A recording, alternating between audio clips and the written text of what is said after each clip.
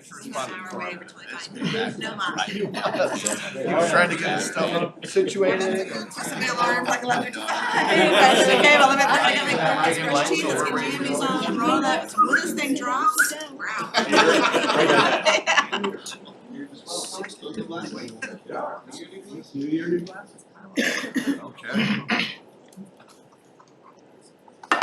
Okay. This is the time and place of these committee meetings were publicized by notifying the area news media, by updating the website, and by emailing such notice to each of the district directors on January 10th, 2020. As we discussed at the April 2019 committee meeting, we're holding a closed session at the beginning with more specifics.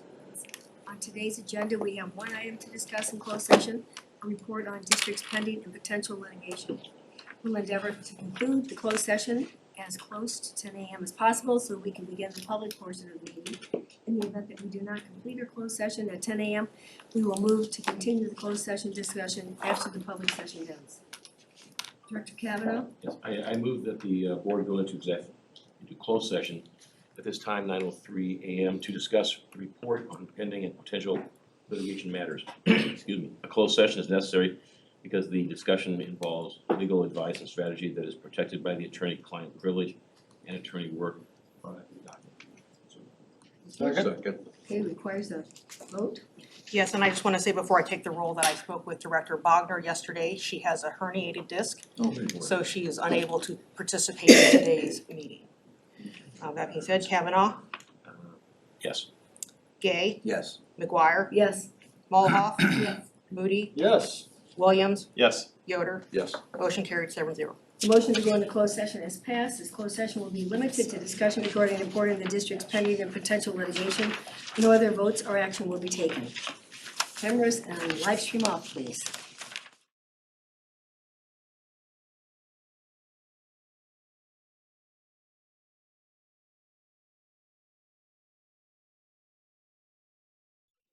No other votes or no action will be taken during the closed session. Okay. If there's any need for a break, we can go in. But we can stand. We can stand. We can stand. Yeah, perhaps we can stand during the safety briefing that we're. All right, let's do the safety briefing. We're currently at the 9th floor on the west side of Energy Plaza in the west seminar room. Fire extinguishers in the room are right behind me, and there's one down at the to my right at the end of the hallway near the restrooms, the first aid kit. And the AED are right on top of each other, right near the elevators. Is anybody here certified in the use of an AED or in CPR? So we have several that have noticed that. Thank you very much. In case of a tornado, we would be directed to a safe area by our emergency response team. We would use the stairs rather than the elevators in case of a fire. Make sure when you use the stairs, you use your 3-point touch. 2 hands on the railing, 1 hand on the railing, 2 feet on the ground. The board will move to the call center area, which is a secured area, and the visitors would be directed to the OPPD parking garage. Again, in case of a fire, don't use the elevators. If you have a medical condition, please write it down or tell your neighbor. And is there somebody here that would be willing to call 911 in the event? Kevin, will you call 911? Thank you very much. That concludes the safety briefing. Thank you. Thank you very much, and we'll go to finance. Director Gay. Thank you. We did not have a finance meeting with the holidays in January. Just a reminder, reports will be different this year going forward.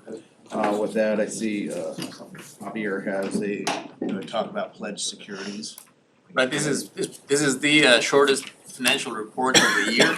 It always is, because we are, as you remember, December marks the end of our fiscal year, which usually takes us a little longer to close the books. We are in the process of closing the books. We have some preliminary numbers, but nothing for me to share for the month of December. So my report should be, it doesn't have a financial report, but rather I have the annual report to talk about the deposit balances that the district holds at financial institutions that are sufficiently guaranteed and those that exceed the federal depository insurance limit. In Appendix Exhibit A, you have this list of financial institutions with deposit balances above the FDIC coverage limits of $250,000. These are two financial institutions where we hold cash deposits on a daily basis that typically exceed $250,000. These are the ones that we use for operational purposes. Both are held with Wells Fargo Bank and US Bank that we transact on a daily basis, and we have the need for balances in excess of $250,000 in cash that are not covered under the FDIC. Everything else we're listing other institutions where we do hold balances, but they are covered under the $250,000 limit on the FDIC, and those are listed on the bottom part of your report. Pretty similar to what we had last year. From time to time, we change financial institutions, but it has remained pretty consistent in numbers. That we limit the amounts where we have above $250,000 to just a few institutions that we do business with on a daily basis. If I can make a comment, I understand that there's fluctuation. There's been changes in ownerships in some of these banks out there. I am happy to see that we do work with banks in our district, and thank you for that. Oh, yeah, absolutely. So on that note, the bottom list, a lot of the banks in the bottom list represent community banks, where we have agreements with those banks where our customer owners can go in and make deposits, pay their bill, their OPPD bill through those banks. So that's most of the nature of these banks. So we're very much integrated with our local community bank in both urban and rural parts of the district. Thank you. That concludes my report. Discussion? Okay, so we go next to citizens management and nuclear oversight. Chairman Director Yoder. And along, just like Director Gay, systems did not meet with the holidays and so forth. So we will quickly turn it over to what we have. I thought we had more reporting. All right, so to the action items that will be coming. So reporting out for action on Thursday night. Mr. McCormick. Thank you. Good morning, everybody. Good morning. I'm gonna talk about SD6 safety. And before I do that, I have to throw kudos out to Kate and her organization. In this room, we used to have an octopus of wires crisscrossing this floor. And they did a really nice job to get it, so by the time we have to walk out there, and so now it's a safe condition, so Kate, thank you very much. So on the SD6, there's really two parts to it. The first part is through continuous improvement and monitoring, OPPD shall be recognized as a leader in safety.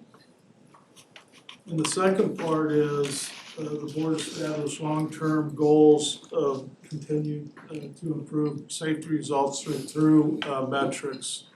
One being DARTs at 0.50 or less, and the other being preventable vehicle incident rate at 4.0 or less. Can you please describe to the people who might be listening in what DART is? I will. I know. The people listening may So, not. DART is days away, transferred, restricted or transferred, and there's a calculation to it. And then the preventables, and same thing, there's a rate times a million. But the one thing I want to talk about preventable on this particular slide is when the board got together this summer to talk about strategic directives, one of the questions that was written down that we didn't get to was, why do we do vehicle incidents? And the reason is, in this industry, the electric industry, it's the number one fatality reason. And so back when we started tracking vehicle incidents, we didn't do that well in this company. We've made great improvements over the years, but still it's something that everybody in this room does every day. You can take it home with you, you can teach your kids about safe driving habits, and you can help your fellow workers. And so I think it's very important to have that, so I just wanted to touch that real quick. And Kevin, these definitions are set at the federal level? That's correct. And so we'll touch on the first thing, and that is the continuous improvement, where we stand and how we're recognized in the for industrial safety. Last year we got recognized by APPA. We ended up getting second place for the award of excellence. And then also the National Safety Council recognized OPPD as one of the safest companies in Nebraska. Moving on to the darts. As you can see, we did not meet the 0.50. We were just above it at 0.68. What I would say is I'm pleased with this number, but not satisfied. And so you're probably wondering what the Senior Director of Safety is pleased about on this particular one, since we didn't meet it. If you look at 2019, we had a lot of things going on in the company. We were under floodwaters for most of the year. We had several plant outages. Our employees were tired. We were also going through a great transformation, especially in Mary's area, where we were talking to folks about changing the way we do business here. And so there was a little bit of a distraction going on. But despite that, we had some very positive things. Fort Calhoun had no dart rates, and doing a lot of work up there. In Troy's area, it was the best year ever for incidents. And so from that, I'm pleased, but we can improve. I also want to talk a little bit about our neighbors, in case you want to compare. So LES this year ended up at 1.69, and MPPD ended up at 0.73, just for comparison. Kevin, on that point on comparison, and I do appreciate that, I think it's important to compare ourselves with what else is happening locally. Is there an industry number that's out there? So what happens is the closest we can get is with the APPA, and it lags a year. So later this year, I'll know where that's at. Thank you. Kevin, just to Director Yoder's point, over the last several years, OPPD has been kind of in the top second or third kind of place relative to safety in the large category, which speaks to kind of our continued positive performance relative to the other utilities in the public power space. There are some other indices that we've looked at before, but it doesn't tie us necessarily to just utility. It includes a variety of electrical contractors and others, and we're trying to stay at the utility comparison, yeah. The other thing I'd say about the injuries is if you look at them from severity level, in 2019, the severity level was way down. So that drives costs down, bottom line cost. But what it's really showing us is now it's the soft tissue injuries, and that's an industry issue. And so I'll talk about it a little bit, some of the things we're gonna do to help correct that. Here's where we're at with the vehicle incidents. And we're under the target. But I do wanna give a little comparison. So LES in this particular one was at 3.68. And the only thing they track is backing incidents. So we track all incidents, so they just track backing, just for reference. And MPPD was 1.50. And the other one is CPS Energy, is usually a leader in safety. They ended the year at 4.08. So I think OPPD did a really good job this year there. Now I want to go into some leading indicators that we also track throughout the year. 3.5 years ago, we implemented an observation program, and so really it's to get management out in the field, to really have conversations with employees. And so this program's been doing really good. It's going in the right direction. now what we're doing is fine tuning that to make sure we're really looking at the right things, but I'm really pleased with how this is progressing. Hey, Kevin, they say observation, so their manager is actually viewing what they're doing, or somebody in your department, who's making the observations? So it's from Tim Burke all the way down to the supervisor level, and even crew leaders do them throughout the whole district. And so they go out to the job site and really make sure that they're doing it safely, but asking employees, do they have the right resources to do the job? Have they been trained? How are things going? Do they work well as a crew? And so we're getting all this data to really help them out.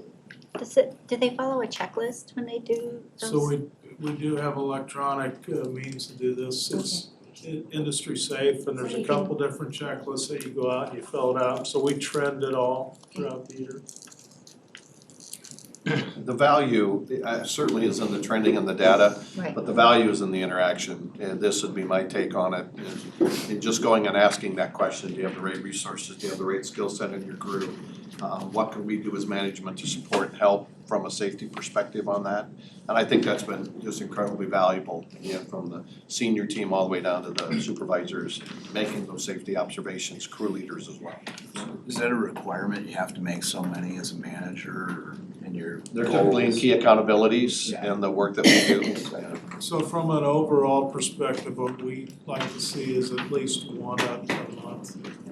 And so it's low, but I'm telling you, they do a lot more than one a month. Yeah, that's like, Is there a target number that we're, just kinda curious, 17, 18 we doubled and it's falling off a little bit, where's this headed?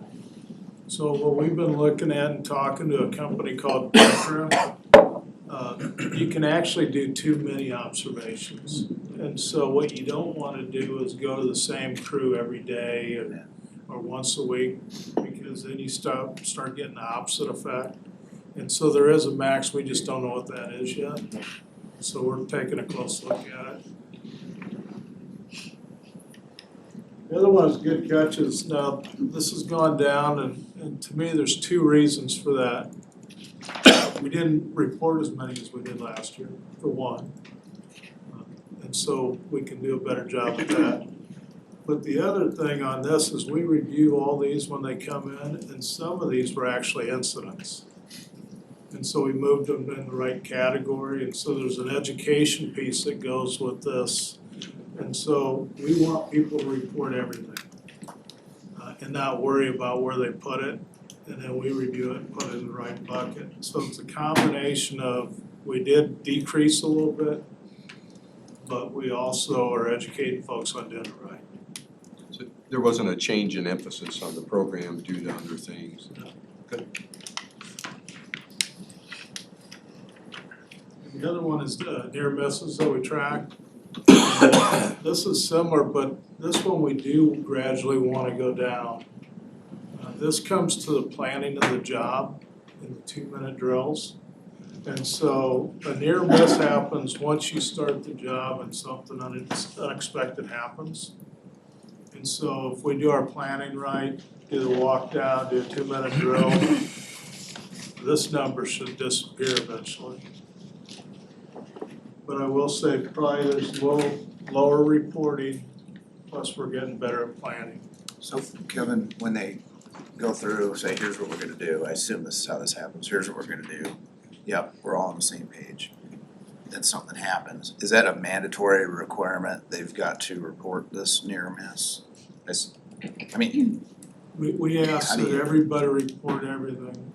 Okay, so if you're out in the field and you have a near miss, we ask that you report it. And it's not to get anybody in trouble. Yeah. Really, it's to Learn. learn from it, so we can, so if it happens in my area, then I can go help Scott's area out. It's all for learning. No, as far as the culture of the company, a lot of this was already instituted at the nuclear station. And now it's being brought down to the entire company and to all the things. And I think it's impressive that considering that Nebraska City, all the stuff that was going on in Nebraska City this year, that the near miss count is lower. Which is really good considering the outages and the flood. The other leading indicator I want to talk about is ergonomic assessments. Now, this is purely office assessments at this point. And so really, we started doing them really with intention a couple of years ago. And so we're increasing that. You'll see a lot more sit stands around the district. And so I'm glad to see that number increase. In a little bit, I'll talk about a different kind of ergonomics. That's field ergonomics.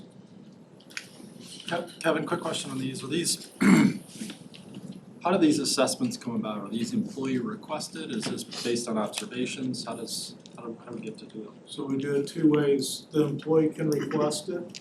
And then the other thing now with all new employee orientation, we talk about it. So if you're gonna have a desk job, how to set up your cube or desk. So we train them right off the start as well.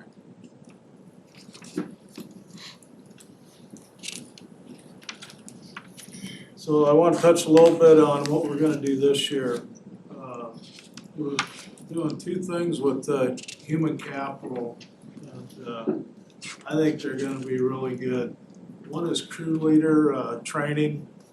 And so in order for you to become a crew leader, you're gonna go through leadership training. Mark's group is doing, and then safety training. And so the first class kicks off, I believe, late February, early March. There's over 100 applicants that put in for that.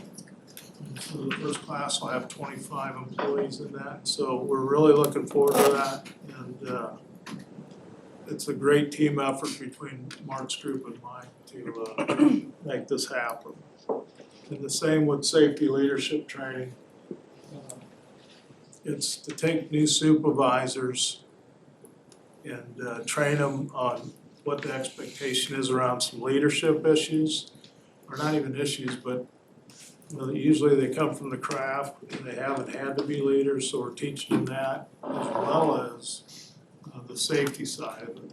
And so we're doing that for all new, and we'll probably eventually go to existing ones that haven't had that kind of training.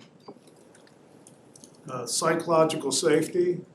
In 2019, we studied this and figured out what we're gonna do.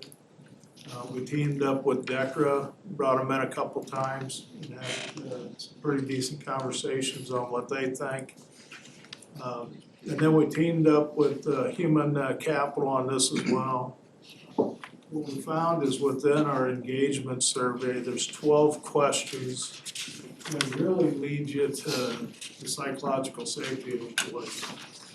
And so we looked at that, and we know where those areas are at, where we can go help a little bit. And so we're gonna kick off a pilot in February at the Nebraska City plant to start working with psychological safety and seeing how that works. And then we'll bring it across the whole district as the year progresses. Quick follow-up, Kevin. So thank you for that explanation. So this is both your team and Mark's team that's working on this?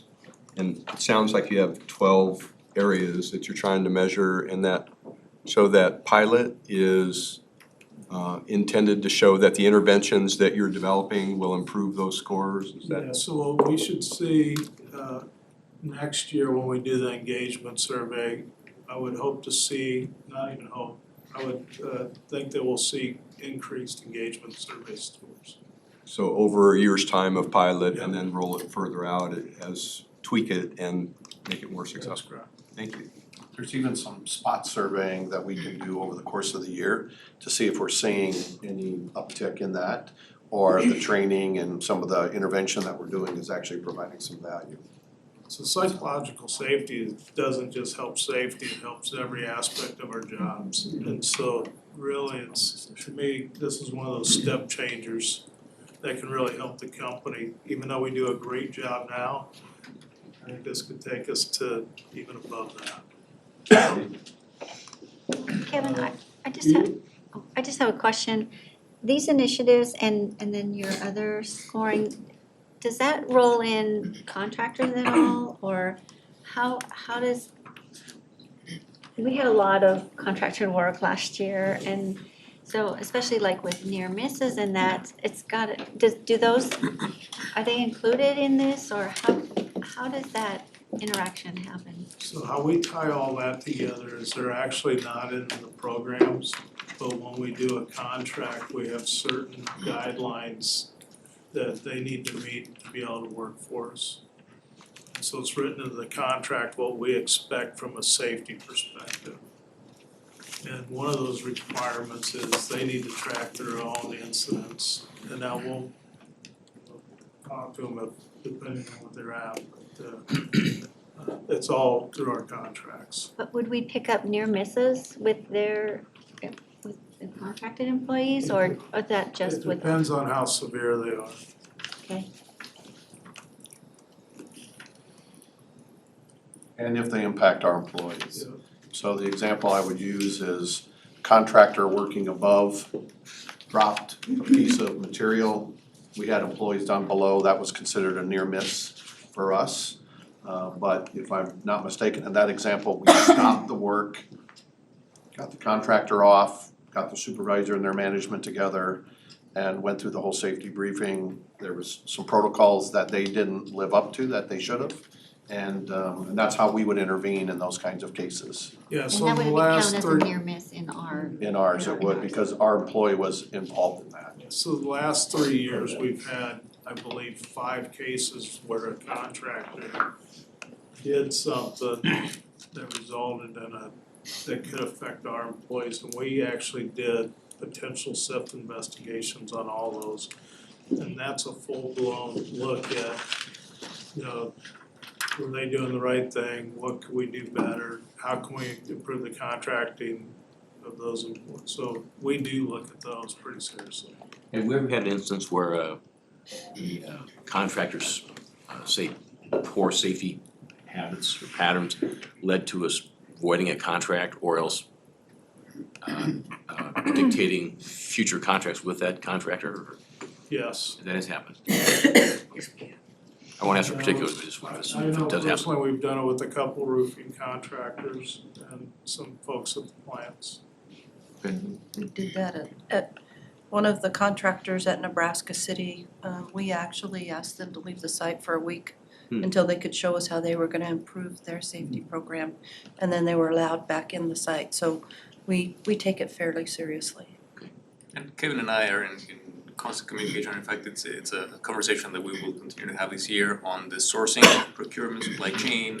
How do we weave in the safety aspect into the, what Mary described is, once we have the contracting company here, can we move that upstream all the way up to the procurement and contracting so that we have an even stronger system?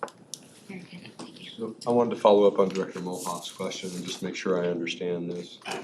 Then the boundary on data collection is for a contractor and a near miss, is that it has to impact an employee. So for example, use another example, we recently had a board contact from someone out in the field and pointed to a contractor. That would not have been included in any of the data. No, I don't believe so. But I would say that what I heard was the follow-up, we did the appropriate follow-up. Absolutely. Yeah. Yeah, we would do the Questioning that, investigation yeah. as if it was our work, just to understand it, and then work with the contractor to correct whatever corrective actions were needed. We have to see that being demonstrated. Field ergonomics, what this is so we start with the office workers. And so this past year in the fourth quarter, 2019, I trained the majority of my staff on what to look for out in the field. Now we're currently training the safety organization and Mary's group, Team Safety, to look for, you know, things out in the field where we could position differently and things like that. Eventually, we'll get around the whole company, but so it's a training piece, and we're gonna keep track of these as well as the office ergonomics. And so I think over the next few years, you'll see this uptick pretty good. And I think this will help with some of those soft tissue injuries. We've had a couple of operators walking down steps and hurt their knees and things like that. It's because their job, they sit a lot in the control room, and when they get up and just rush downstairs, do they warm up properly? And things like that, so I think this will really help. We have a lone worker pilot. This is gonna kick off in February also. Over the last couple of years, we've had people out in the field and in our plants that they work alone. And so if something happens, would we know about it? Is really what we're doing here. And what the pilot is associated with their badge. They'll be able to communicate through their badge. And so they'll detect if they go unconscious or if they have a sudden slip, trip, or fall and puts them on the ground. That information goes to a third party. We'll dial into our 3700 or 10X and let us know so we can get to them as soon as possible if need be, or at least try contact them and see if they're all right. And so I'm looking forward to that. We've been talking to the unions on it, as well as the workforce, and hearing nothing but positive things on that. So we'll see how that goes. We are gonna have some problems with the plant, just because how these cards read, I don't know if they'll be able to read the technology at this point, so we'll take a look at that as we go. And the last thing is the safety index. So we created this safety index. So we're not always looking at, darts and vehicle incidents. This is made up of 7 different things, like training,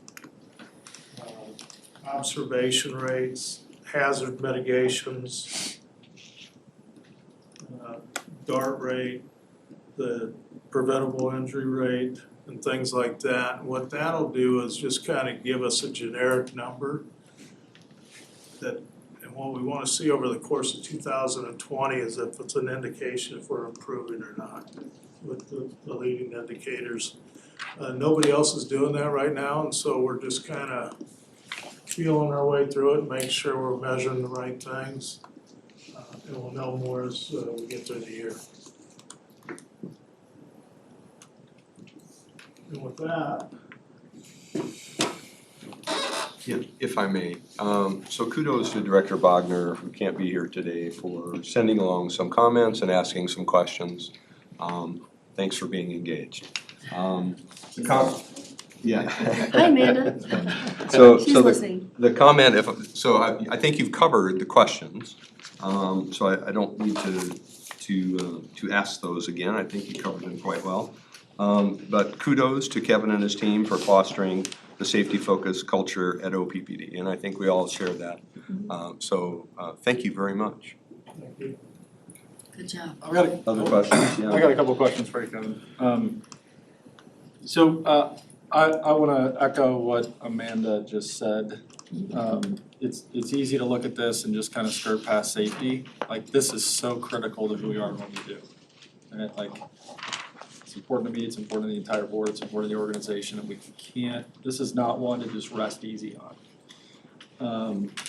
So that's one. 2, I can't help but wonder if the PVIR target is not where it needs to be any longer. I don't know if you've got a reaction to that. We've been well below it, if not half of what the target is for about 4 or 5 years. Any quick thoughts on that? I'd be more than happy to lower it.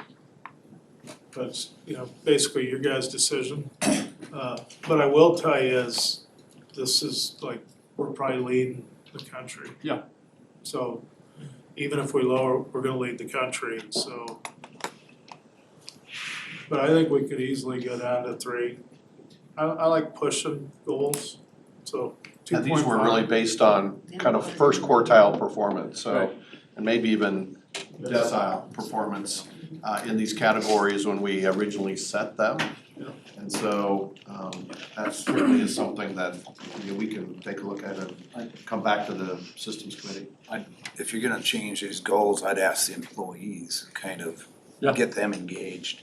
What lead actions can lead to better goals, because if you just mandate from above, here's what you're gonna do, I don't think you'd have as much buy-in, so I'd tread closely on that and let Kevin work with those employees and Yes, unions. that's why I started with, I Yeah, wanna know I think- Kevin's I think perspective it's on good to that. keep Yeah, for sure. sharpening the saw. or Yep. whatever. I don't think anybody's disagreeing here. One thing that I would add on to that I think is useful for governance long-term is understanding the basis of these. So if it comes from a quartile, having some kind of notation that said where it was, where it came from, and as transitions are made. Yeah, we've got other targets that are about being in the top quartile or decile, or whatever it is, rather than nailing down that specific number. So that context is helpful. Well, I think it's interesting, you're doing that safety index pilot, it'd be interesting after next year Yeah. to hear what you say, and we might be changing all of this. You know, and utilizing the safety index pilot if you think it's valuable. So, What I will say about the vehicle incidents, so we had 12 this year. 6 of those were on property. So on property are 100% human performance errors. So right out of the chute, we should be able to eliminate 6 of them, Kevin, how many miles a year do our people drive? just over 5 million. Jeez. So How many vehicles? We talked about using a target that's based on a quartile, decile. I was just in another safety goal setting meeting, and they were using kind of a rolling 5-year average to set a target to continue to improve. Do we have any feelings about how we choose that number? I mean, you mentioned that it was from another location. Is that, I guess, the basis for the selection of the goal? Do we have any thoughts about how we wanna continue to improve that moving forward? My reaction to the rolling averages is it's often used in financial evaluations. It's used in other sciences. I'd be open to it. But again, let's make sure everybody's on board. Is that something that other locations have done? You mentioned that this was based on comparison to others. Do they have continually adjusting targets, or do targets get set and then, because it's an ongoing, you know, we do 5 million miles a year, so each year it should be relatively similar? Yeah, so what's interesting is in the safety arena is usually people do yearly targets and goals. Some do the rolling, but really year to year, and that's how we compare, because what we wanna do is make changes before something really serious happens. And so we're looking at data all the time throughout the year to do that. And what I don't wanna do with a rolling target, sometimes it can mask an issue, that if it smooths out. And so I just know from everybody I've talked to, they usually do annual targets. If I may, I think on a financial perspective, that makes a lot of sense on issues that are more stochastic, where you have market conditions sometimes up and down, and it's hard to measure one single year when there's no real trend. We can't do much to affect the market, you know, to improve. That I would say that's a great use for rolling averages. On these one where we are trying to improve, it could very well mask some of the good work. And I would say the other one is something that I don't know if it was Kevin or Mary or maybe both of you talked about, how the focus of our employees is, I'm gonna stay safe today. Yeah. Right, and it's let's make sure that I am safe today on the work that I'm gonna do today. And I think that focus works really well, and instead of looking at what have we been doing in the past 5 years, it's am I safe today? Can I go home safe tonight? Now let us take this conversation back to the safety committees that have been kind of identified in the different groups. And Kevin can report back out to the systems committee and bring back a recommendation for them to consider, if that's okay. Yep. Once again, Kevin, thank you very much. Prevention is a wonderful ethic to have, not just in safety, but in many of the things we do, you know. So thank you for exemplifying that. I just get to stand up here and represent the 1,800 plus employees that we have, the men and women, and truly they do a marvelous job. And so the kudos goes to them. Very good, thank you. Thanks, Kevin. thank you. So this will be an action item Thursday, probably on the consent agenda. We'll discuss consent agenda at the end of everything. All right, thank you. Mr. Bai, can you talk to us about fiber optic? Yes, again, Oh, it's a big topic across the state. Yes, it continues, but this is for the fiber network expansion project. This is a contract that I'm putting forth for your approval. If you remember, it's multi-year. What we're working on is to prepare for sunsetting of communication circuits directly leased from local companies. And these communication circuits will no longer be supported due to their transition to more internet-based communication protocols. So these circuits these communication circuits allow us to monitor and operate our system to the substation level, so they're really important for our operations here. The RFP is a labor contract, and it's for approximately 9 miles of work. Currently, just to give you an idea, with the fiber network expansion project, we're around 63% complete. We do think the backbone will be complete by the end of this year. So we've been on schedule, things have been going really well from that standpoint. This particular contract covers the removal and disposal of the existing ground wire and hardware, the installation of the new wire, any make-ready construction that's needed for the structures to ensure they're capable of withstanding the new wire. Any maintenance, so there may be some maintenance up front that we point out, or as they're going through their process, they'll see maintenance on some of the structures that are there. They take care of that while they're at that location. And then in addition to this, there's kind of an add-on here. We're packaging this with some customer work. There's a customer that needs 2 of our 161's transmission structures moved due to some crane work they're doing on their site. They have to pay for that. But by combining that with this other work, we're going to save them about 50% on labor. So it's significant savings for the customer being able to combine those 2 together. The proposals that we received, we had 3 of them, and all 3 were deemed to be technically responsive and legally responsive.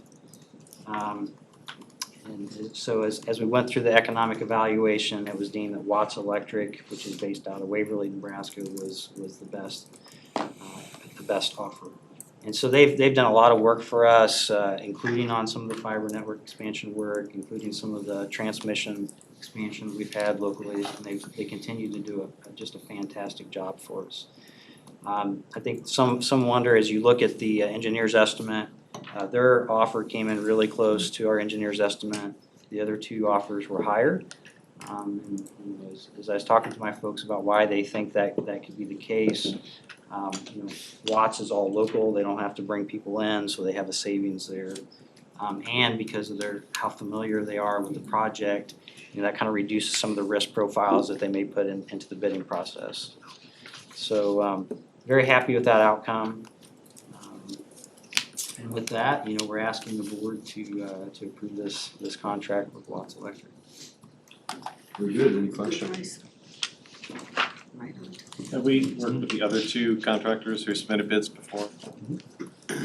Yes, Ellie Myers does quite a bit of work for us continually on our system. So they have bid low enough to win competitive bids in the past, and this one is outside of that? I guess I'm just trying to understand, we have something like a factor of 2 difference between bids, that triggers some additional investigation. So you mentioned that it matches our engineer's estimate and some explanation of why the other 2 just weren't hungry enough this time? Is that it? Well, you don't know what other projects they have going on, so depending on their space and timing between projects, sometimes they'll be more aggressive in gathering an additional bid. If they've got more work than they can handle and they've got to the point where they don't have a lot of excess resources, then they raise the price. And based on some of the conversations we've had with Ellie Myers and a few others, there are several entities that are kind of at that point where it's substantial for them to add additional workload because they're already pretty much prescribed with the workforce that they have. Good question. Any other questions for Mr. Vai?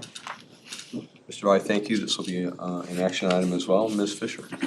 Yes, I have 2 DCS upgrades, Ovation DCS upgrades. This is the steam generator and balance of plant control system for Nebraska City 2 that has reached its life and is now becoming obsolete. So we are looking to go forward with a sole source bid to Emerson to upgrade the existing control systems. It is their control system. They want to come in and upgrade it. We believe that based on the technical and complexity issues associated with upgrading a control system at a power plant, that it's prudent to stay with the same contractor to move forward for this upgrade. Ms. Fisher, those are wrapping up our action items, and I see that you have a reporting on these. I do. I'd like to report out on the nuclear oversight. A few things there. We continue to move with our, moving our fuel from the spent fuel pool to the ISFSI, or the Independent Spent Fuel Storage Installation. To date, we have 9 canisters that have been loaded. I know this says 8. This information is dated, and so I'm giving you the most up-to-date information. That means that we have 21 canisters left. Number 9 is being worked on as we speak. And we are continuing to work with the manufacturer, TN Americas. Again, have people down there this week that are visiting them. We've been calling it just-in-time manufacturing because we're really pushing them to get the canisters here. But also, I think we've talked a little bit in the past about the paperwork and making sure we get the paperwork here. Happy and pleased to announce that just this week we had the paperwork show up before the canisters, so that's an improvement. They've been coming after the fact. And so they're getting better, and we continue to work with them to make sure that they resolve all those issues that we have. We're also constructing the Independent Spent Fuel Storage Installation Operations Facility, or the IOF as we call it. We've had some challenges there, both from the flooding and the ground preparation associated with that as we had flooding in the area. And then the manufacturing of the walls. We had prefabricated walls that the contractor sent us walls that had to be repoured. We basically rejected what they sent us, which is good that we're catching it and good that we're taking the time to do that. Not so happy with the manufacturer of those prefabricated walls having to do that. We've gone out, talked to them several times. They moved the fabrication from one location to another. The other location had done these walls previously, and we had never had any issue with them. So pleased to say that we got walls in from the second location, and they met our qualifications. So those walls have been accepted, and Mary, did they absorb the cost of that? yes, they do. Yes, they do. I assume so, but I wanted to. Yeah, I made sure that we were not paying them for anything. So, no, we have not, we have only paid them for the ones that have been accepted. Very good. Kind of next steps on that security phase 3 that we're moving into is we'll be installing a steel roof and components for that. Physical security structures will need to be moved around, and so we're starting to begin with that. We're trying to work through the schedule issues that we've had as a result of the prefabricated walls coming in late and then the weather delays that we've had. We do believe we'll still be able to meet the mid-2020 timeframe in order to put that into service at the same time that the fuel is completing loading out into the ISFSI pad. So that's our goal. We'll continue to work on that, but we have a few challenges. We'll also talk a little bit about the personnel and the strategy around that. We've been working with Mark and her team, and happy to say that we signed a new memorandum of understanding with the union for the security force to be moved to an ISFSI only. The structure that we had with the union was that they would be put in there by seniority. We've gone out to the employees, offered them a job, they've accepted that, so now employees know how many employees will be going to that facility and which ones. So that's good for some, not so good for others, which creates a problem that we're dealing with. And so we have a lot of people that are worried about what their job longevity is going to be, knowing that as we finish the spent fuel pool movement to the ISFSI, that their jobs will be terminated kind of in the year this year. So we're thinking somewhere between June and August.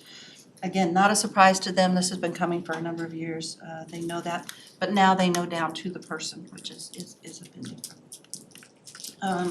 We're also seeing a lot of attrition in that organization. And so one of the things that we're doing is we are backfilling to the extent we can with a security contractor.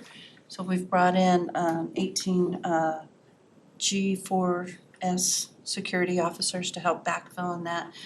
We're looking to bring in another class of officers. It takes 3 to 4 months to train them, so this is not a quick thing.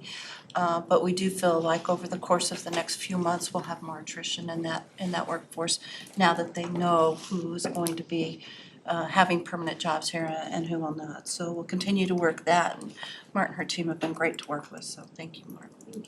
What's the number of permanent jobs that we'll have? You're gonna test my memory here, but I think it's around 35. And then we have, I think, about 15 that will be doing industrial security around the decommissioning part of this. And then the rest of the workforce will be laid off. And are these gonna be all union workers? Our Yes. own? We will not be requiring the contract workers. We're not planning on it at this time, but it really depends on attrition, right? So at this time, we're not planning on that, but we do have contracts in place. Should we need that, we'll bring in contract security if we need it. And we've talked before about transition for workforce, about other positions in OPPD, positions at other companies, early retirement, or that last option. So is it something like 80% plus that have fallen into the first three categories? Is that right? Yeah, I just ran those numbers this morning, so thank you for that. Kind of anticipating that you might bring up that question. It's about 84% are either resignations, retirements, or transfers within OPPD. And so that's a pretty good percentage, 84%. So 16% have actually been terminated. And do we have expectations that similar percentages of the remaining people who would be impacted through mid-year? This is gonna be a bigger layoff, sort of similar to the first one, because we have operations staff and security mainly, that will be terminated. And so this will be a bigger layoff. We're planning for that. Martin and her group have done planning over the last, 6 months or so, to be prepared for that so that we can give them a transition experience, similar to what we did the first couple of go-arounds. So this will be a larger number that will be terminating.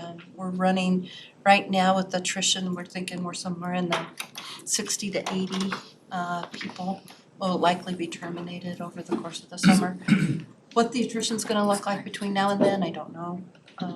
But people do know basically whether or not they're gonna have a permanent job. Can you put that 60 to 80 in context? How many full-time staff members do we have? I think we have like 242, I believe, is what we have today. And we were planning to get down to around 160-ish. With the contract work that's coming in with Energy Solutions and the work that we see going forward, we're still talking with Energy Solutions about the best way and the best people to have in there. But I still think we're roughly in those numbers. Mark, can you describe the transition? What is the difference between the first and second transition? If there's going to be a difference, or have you improved on it, or any great ideas? The only difference really will be some of the lessons that we learned from the last time around, but I think the experience will be very similar for folks. What we do is, because we have to give a 60-day notice with Warren, we give those folks that 60-day period to go off-site to a different facility and work on finding a new position.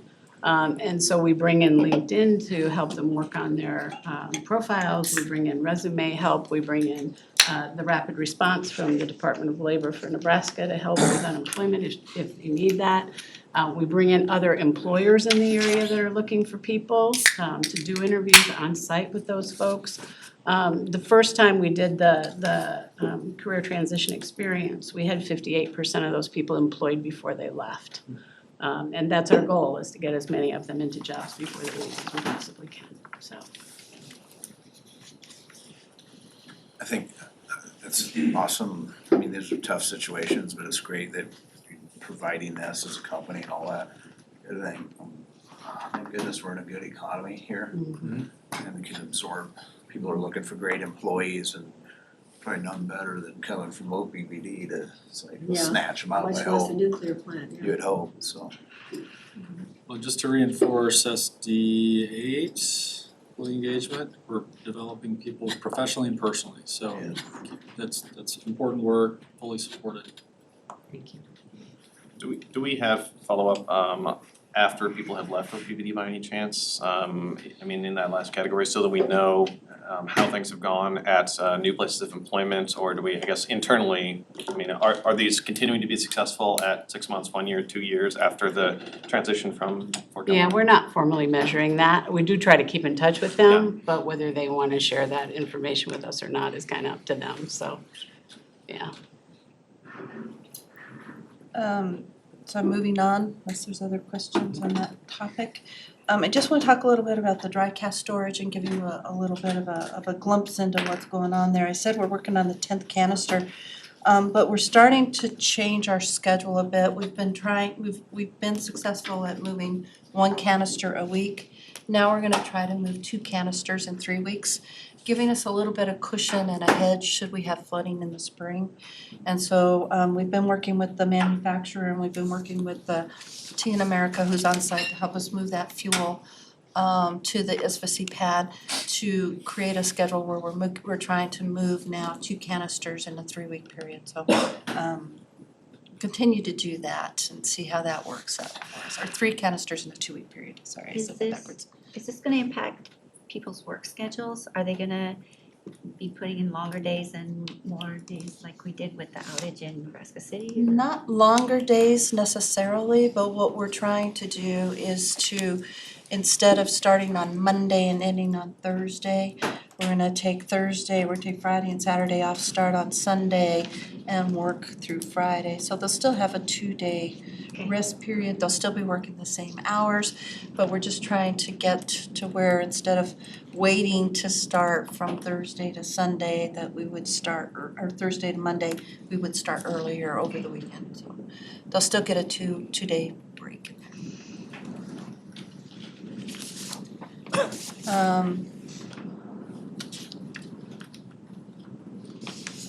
The only other thing that I wanted to mention was on the Nuclear Oversight Committee and what they've been involved in.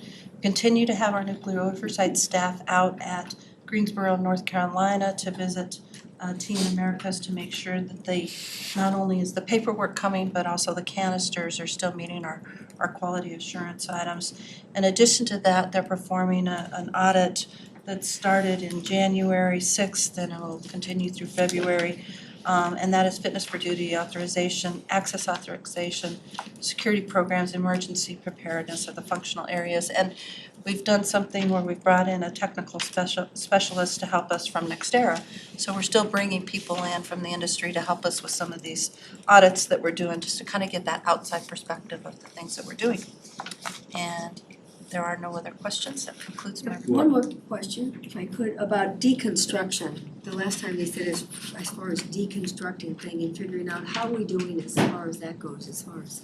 So the planning, there's a lot of planning going on associated with that.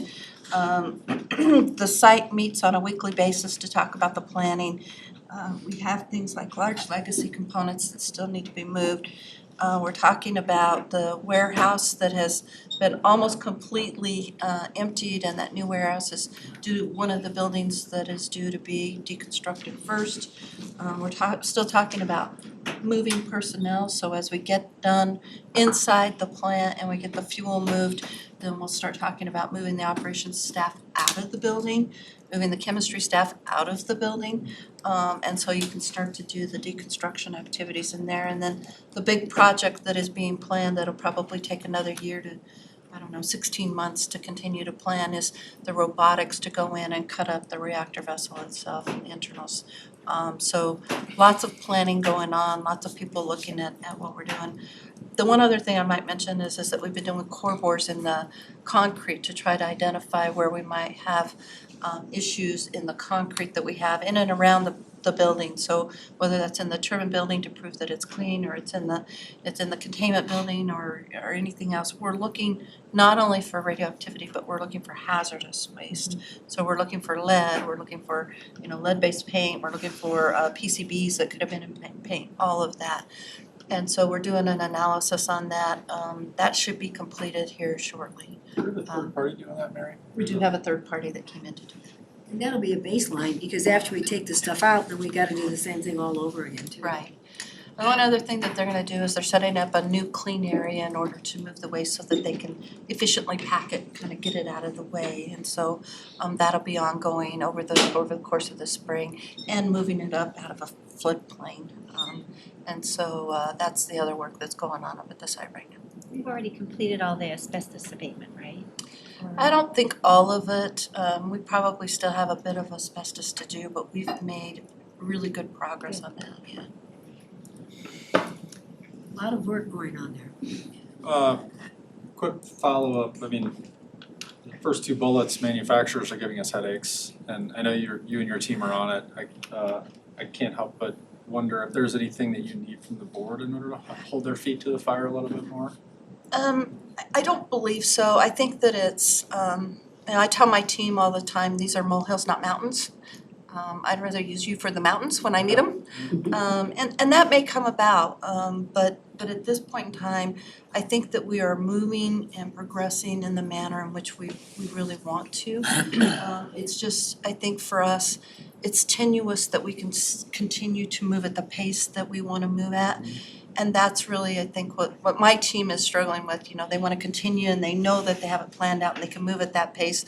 And yet we know that the manufacturer is still there and not providing us things in a timely manner. And so it's just always that worry. It's always that concern. But I think right now we're getting what we need. But thank you. And I would say supply chain has been a good partner in that, because they've really helped to push that with our vendors and helping them to understand things like, we're gonna reject this and we're not paying for it. And that's clearly, hope that we're getting, and we do appreciate that. It's a great partnership. One last comment, this is for Director Bogner, and you didn't mention, and I didn't hear it, the 1 year mark on DART. I had not mentioned that, so thank you for bringing that up. So- Kevin had mentioned it earlier in his report, so I didn't, So but we'll say it again, so for Yeah. Director Bogner, kudos for no DART injuries for the past year at Fort Calhoun. It's a testament to the safety culture that has been built across this entire organization. Keep up the good work. So you can't do that too much, I don't think. So thank you very much with that. Systems. Next, we have, break for lunch. Well, we're a little early. So should we stand up for how early? Well, lunch should be there at 11:30. Okay, we got Outside. 15 minutes. So, do you want to start PI? Do we start PI? What do we What do you want to do? My recommendation would be start PI Why don't and we see how do- far we can get through and Why don't we do Keep the moving. pre-committee update? I think that might be a good thing. Okay. We can take a And then break. legislative update after. Legislative update. All right, that's a good target, I think we can do that. Unlike the other committees, the public information did charge forward and had a meeting. Just had a bunch of stuff in the queue, so we found a time to get together, which was just last week, so didn't push too hard. There are a few things that I think are gonna warrant some conversation today that the committee discussed, but wanted to bring it to the full board for a larger discussion. The first was the role of directors in outreach. So contact setting, over the course of the last year or so, certainly going back perhaps 2 or 3 years, directors have increased the frequency with which they're going out to the public and doing things like town halls and events and some of those sorts of things. Those are, in some cases, both we as directors are initiating those activities, and in other cases, we're having organizations ask us and come to speak to them. So we're out and about a lot, which is, in my view, really great on the part of the board to do that. one of the issues that came up during the Power with Purpose outreach efforts was, I'm gonna refer to Director Williams' specific example. He was looking to do a town hall at a local college, and the college was looking for an insurance certificate from Director Williams, and he, in my view, appropriately said, I'm not gonna pay the $300 for insurance, and wondered whether or not he was acting on behalf of the district and could lean on the district's existing insurance that was there. So that was one of the reasons why we really kind of decided as a PI committee to dig into this a little bit deeper. We started the discussion in November, and it was a really good discussion between the board and those members of senior management that were there to really kind of try to suss out what is it that's causing us anxiety, what are the problems, what do we need to explore a little bit further. The team, and I'll look to Scott just for a moment to kind of summarize perhaps what you might have heard from Eric Douglas without giving, you don't need to give the full thing that you did at the PI committee, but you did have a conversation with Eric Douglas about this issue. You want to hit the highlights of what you heard from him? Yeah, I mean, high level, and thanks for the ask. A high level, I think, if I could even take a small step back and then I'll answer your question directly. I think the bigger question is what becomes OPPD business versus what is the individual business of a board of director, and I think all publicly elected boards kind of wrestle through that. And how do you provide and define meaningful rules of engagement, if you will, around when is it one thing versus when it is the other, so that there's clear expectations consistently set across board members in the organization. And how then would the organization best support that? And I think because of the shift of direction that you highlighted, there is an opportunity to establish clarity around that, so we can signal for us when resources need to be called upon, or candidly where they're not.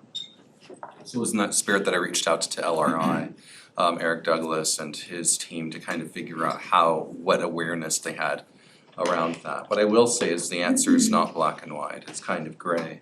And as a result of that, what I would say is that it probably warrants additional discussion just to get clear, but ultimately it's about providing that clarity, signaling it to the organization, signaling it to you, and absolutely ensuring that from a legal, ethical, and all of those perspectives, that all of those ingredients are taken into whatever that enhanced outreach would need to look like.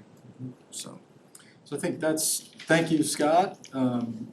Mr. Bruckner was also there and kind of hit the highlights in terms of what the legal limitations requirements were. I think candidly there was also a conversation about the fact that it's election season for some of us, and so that it complicates it even more in terms of what we're doing and saying out in public, and we naturally reinforced the unity of control of the board to ensure that when we are speaking publicly, we're either reiterating what the board has already done or decided, and if you're not, that you are being very clear and explicit about this is my perspective, this is my own opinion. But to the extent that you're limiting those editorial comments, but that's gonna be difficult in an election season. I think that's acceptable. The action items coming out of the PI committee, there were two as I understand it, and those that were there, correct me if I missed anything. One was Mr. Bruckner was gonna kind of put together a preliminary sort of black and white list. So what is when we as directors are going out, what is really organizational business? What is company business? When are we acting on behalf of the company versus one of the very clear standards for when we are absolutely not, we're acting independently. And again, to Scott's point, I think there's a big gray area where we just kind of need to get this list in front of us to begin with and kind of see what falls on each side of the ledger, and then kind of go from there. The second action item, and there's more to determine in terms of how this will unfold and whether we bring in additional resources, be it perhaps Mr. Douglas, who we referred to earlier, but having a board discussion about it, just so that we're all on the same page with respect to what our understanding and expectations are for when we're out in public, and making sure that we're all on the same page, because fair to say this is going to continue. I think a lot of us have a keen interest in continuing to engage with our constituencies, which is great, and so to the extent that we can continue to get more and more clarity around it, I think that's going to be helpful. What did I miss? Yeah, if I could just mention, there is sort of a tension between the stakeholder process that Lisa's group does and our group. And in public engagement, a lot of times with the directors, just a small group of one type of group would come to that public engagement. Whereas it's important to recognize that Lisa's group, with all of her different things, she reaches out to all different groups, all different socioeconomic, all demographic groups, as far as getting information for us, as far as stakeholder reach. And I think that's important to note, that we still have to utilize OPPD and what the general group is. What do you call your regular group? You know, Stakeholder the outreach, stakeholder outreach group. How many people are on that and how do you get 3 those? right now, Pardon? 3 right now. 3 different stakeholder outreaches, but you also have that one group that you asked them Oh, no, questions. I'm sorry, I'm talking staff. about the, Power yeah, panel. no, I'm talking about the power panel. Yeah, we have 5,000 customers. 5,000 customers on the power panel, and I think that perhaps is even more as it's perfect to do the public outreach for us, but at the same time, we've gotta utilize the information from the public power panel. And I'm wondering And if the we tools. need to bring that in more frequently as far as a report for us, as far as stakeholder outreach and public engagement. I don't know how that would be, but as these things come up, such as the power with purpose, you know, what I would be interested to see, not only the people who are coming that we're doing engagement, but what does that power panel say with that? And that parlays beautifully with, we did a recap or a debrief on SD 13 and so forth, Right. and how we can increase that and so forth, and clarity, role clarity and so forth. So Right. that will be coming to PI each time Good. for those stakeholder outreaches and so forth, so that we're in agreement for IAP 2 of, is it gonna be inform, you know, which phases of that matrix we're gonna be utilizing. IAP two, Yes, can you go? What is IEP2? that's the International Association of Public Participation. And it is a model that is used across, well, it's an international model. And in fact, in our own community, we're engaging even more with that. And the model, as you know, there's inform, there's consent, let's see, hang on here. Consult, Engage. yep. Good job, Director Williams. Impressive. So what will happen is, one doesn't build on the other. It's one of those that you can decide which lane you wanna use and which lever you wanna pull. So it may be multiple components of that. So. Yeah, I would just say Scott was very political in his answer from Eric Douglas. When I reached out to the CEO kinda group that I kinda reach out to, what they would say, it's very unusual for their directors to do anything Yeah. public on behalf of the company. Yeah. Just to be very We should be clear doing that. with that, you just need to understand that. Now, that doesn't mean the future is the same as the past, but they would say it would be very unusual for their directors to go out and do something on behalf of the company in a public setting by themselves, right? Well, I'm just saying, I'm confirming yes, and I Yes. was trying to. That's what you have to do with So unity that of was the control, that was the right? conversation, now that doesn't So what mean, is it? you know, when we get requests, and I know board members have gotten a request that said, hey, I got a request from this organization, could, and they want this kind of topic, would you have someone in the organization come and talk on this topic? I think that's absolutely perfect, and that's probably the right way to do that.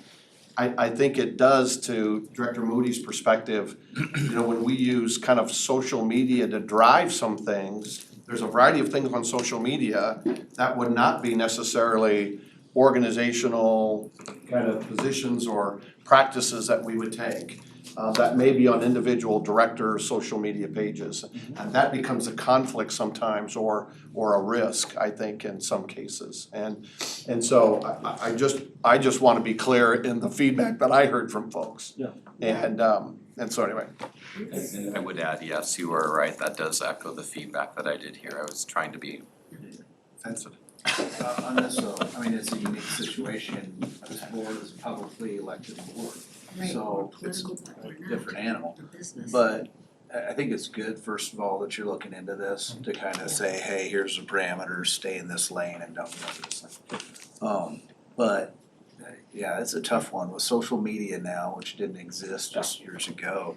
And the fact that you gotta get elected, you wanna be interacting with your constituents. I mean, this is good, we're looking into it. So what I'm hearing, what you're saying, you're gonna come back then and say, these are the 10 things you might wanna do, stay away from these 10 things. Tim will have, and their group will have a list. How then would you enforce it though? Because, I mean, I know we've gone back and forth over the last few years, it's like, well, I mean, like, I can say whatever the heck I wanna say. Politicians have that attitude, you know, and maybe they should.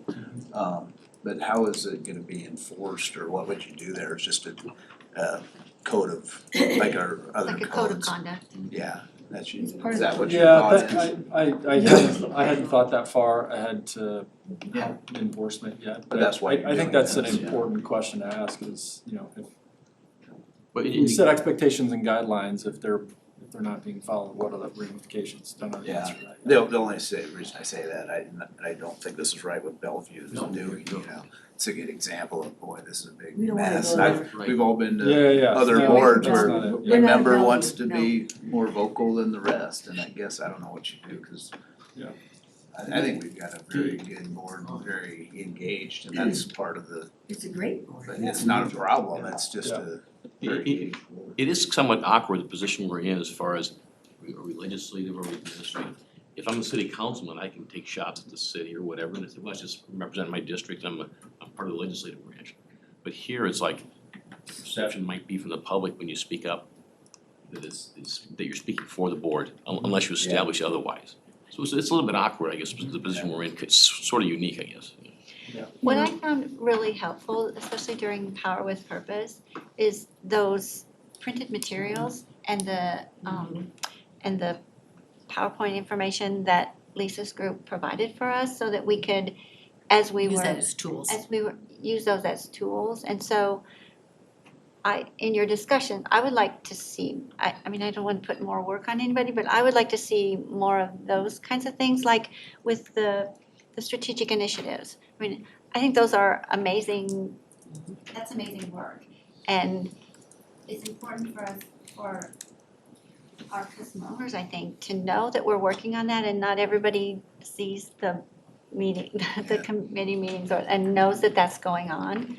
But I think that's important, and like groups that I'm in, like the Chamber of Commerce and the Rotary, they want periodic updates about what we're doing at OPPD, and those kinds of printed materials or even electronic materials that we could share with groups that we're engaged with would be really helpful, I think, as you're doing your discussion. And historically, that's what we've done. Whenever I reach out or anything, I have always gone to communications, to Lisa, to anybody else previously, to ask for help, to have somebody come, some expert be there with me about that specific thing, to make sure that I have the right, somebody to help me answer questions that I may not be able to answer. The Power with Purpose, I think Lisa did a great job as what she did as far as providing all those materials for us, that we could pass that out to people as they ask questions, and when we had groups, at just different functions. That was great. So, I have a couple thoughts here, and some of them come from discussions with the Regulatory Assistance Project, which was in December, and they highlighted kind of the unique position that public power, particularly Nebraska, finds ourselves in, with three different capacities: regulator, balancing the interests of utility and customer with customers; director, representing the utility in the interests of the official position of the utility; and third, advocate, representing the customer owners. And so I think we're talking about a couple different things here, and if we identify first the candidate or political side of it and assume that that is not what we're talking about here, we can easily come up with guidelines to say this is not official business, this is you, please keep this to yourself and separate. But secondly, the position as a director representing the utility feels like where we are now with regards to public power with purpose. After an action has been taken, and then expressing the official position that this is what we're moving forward with, it has already been decided, this is the position of the board and the organization as a whole. However, prior to the vote, the position of an advocate for the interests of the customer owners is mostly the area where I was interested in discussing some more engagement, because when I express an opinion, that is to represent what I understand to be the position of the customer owners in the district that I represent. And so information collection about what is the position of the people that I am supposed to represent as an advocate for their interests. That's kind of the area where I'm specifically focused on the ability to have more direct engagement. There are a couple issues that have come up that have not, as far as I know, been discussed at any board meetings or through any official means, but streetlight outages and shut-off policy. And they have come up at different times in meetings, but we have not had a specific policy discussion. But most frequently, when I am engaged by a customer owner on Facebook, it is related to streetlight outages and questions about how those are being repaired, or what is the policy for expressing concern about that, or about shut-off policy.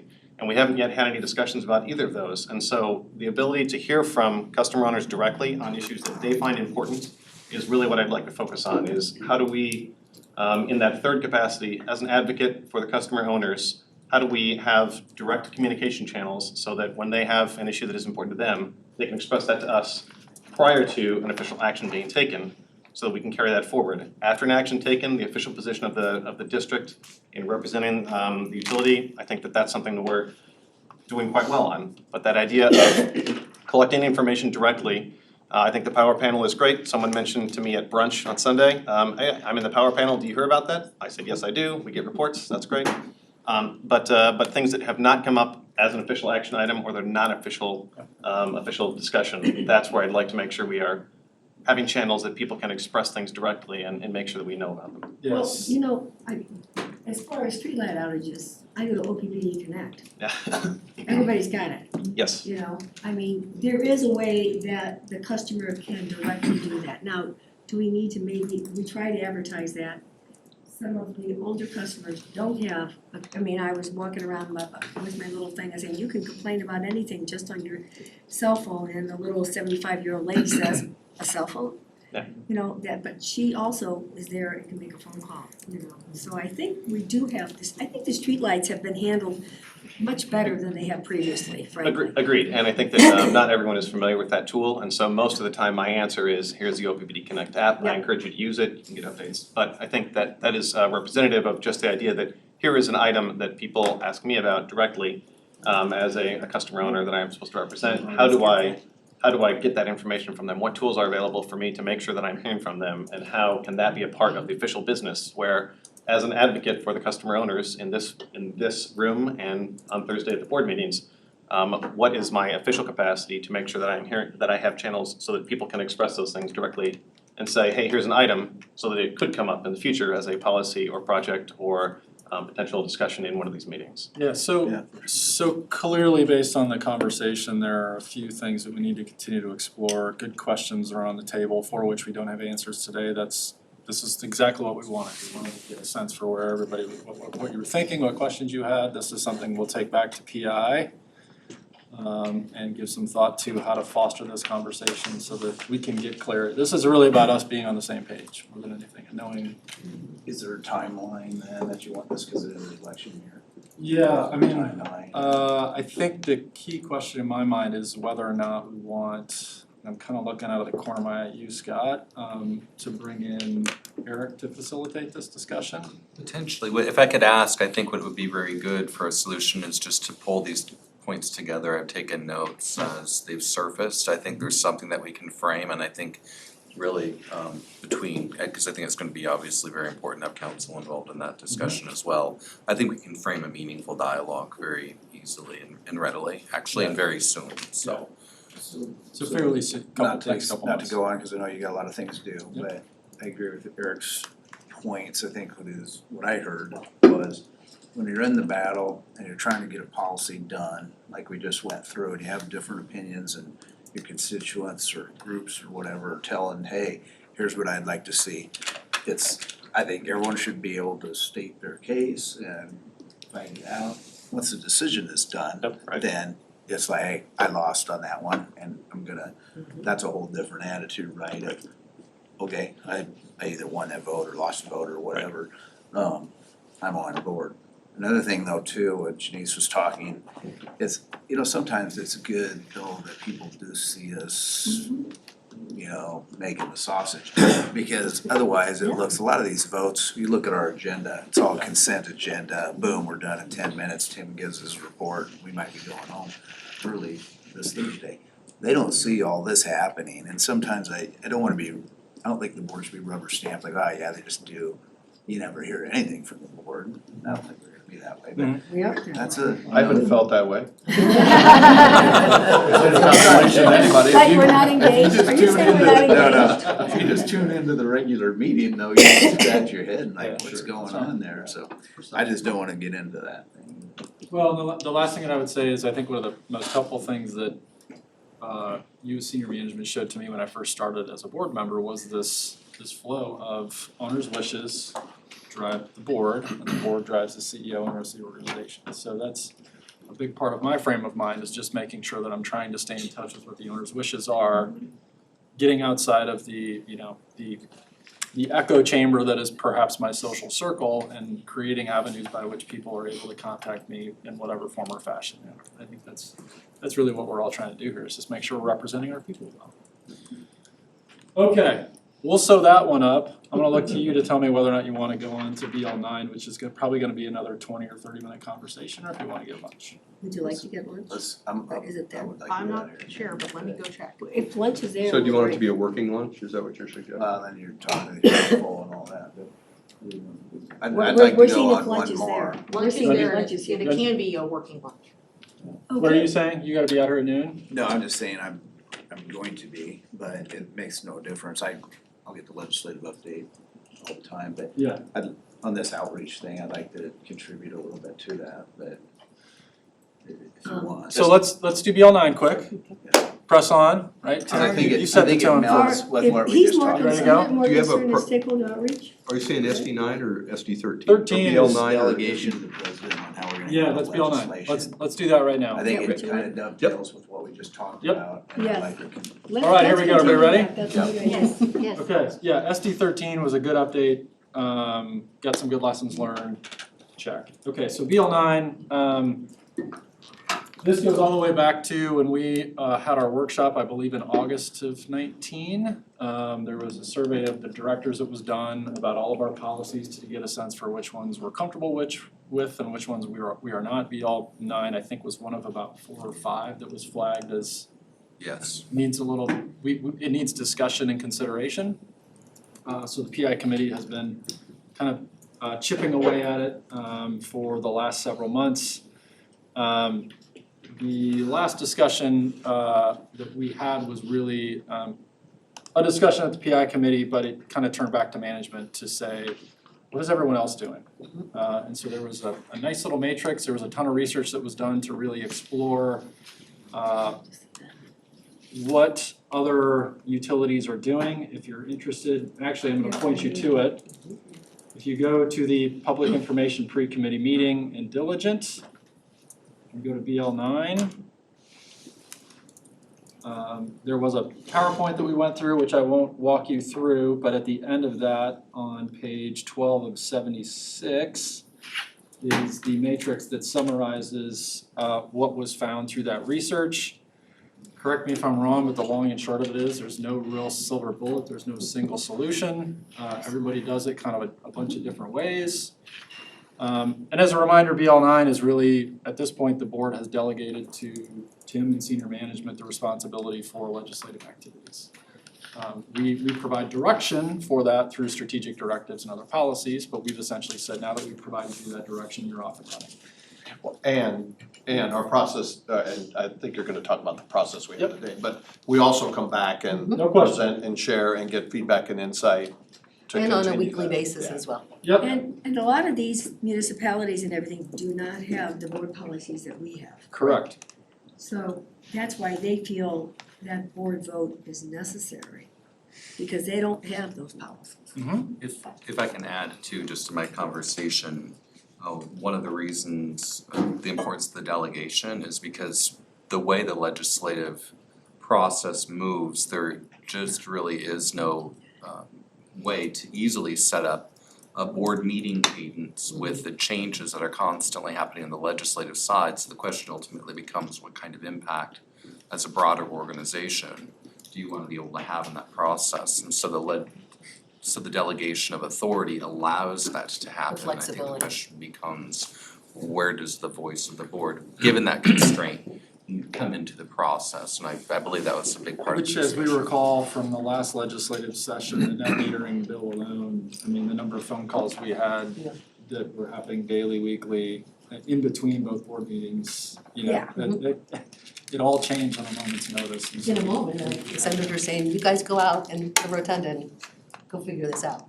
So even if we met weekly, which obviously we don't, it still would be difficult to to be able to react in time. And I think if I could echo something that Mr. O'Brien said as we were discussing, you know, how it currently works and whether or not there are opportunities for improvement, having that flexibility and not locking them into a specific path forward gives them a lot more latitude and power for that matter when negotiating and linking with state senators.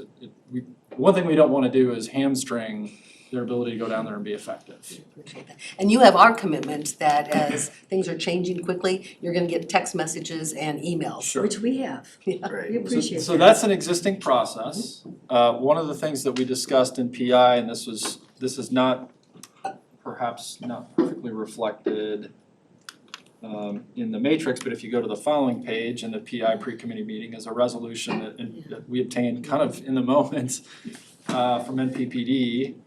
NPPD adopts this resolution, I believe, on an annual basis that just provides kind of some high-level guidance for the kinds of legislation that they, you know, wanna support or oppose. It just kind of, and as we kind of talked about it, I think and this is very much, in my view, sort of a board and senior management, all of us kind of looking at it for the first time going, does this make sense? Would this help? Would this hurt? We viewed this as sort of another level of detail below the strategic directives to provide just a little bit more granularity to what the strategic directives were saying today. And I think if I could summarize what the sentiment of the group was, correct me if I'm wrong, was this is worth exploring a little bit further. Is that fair?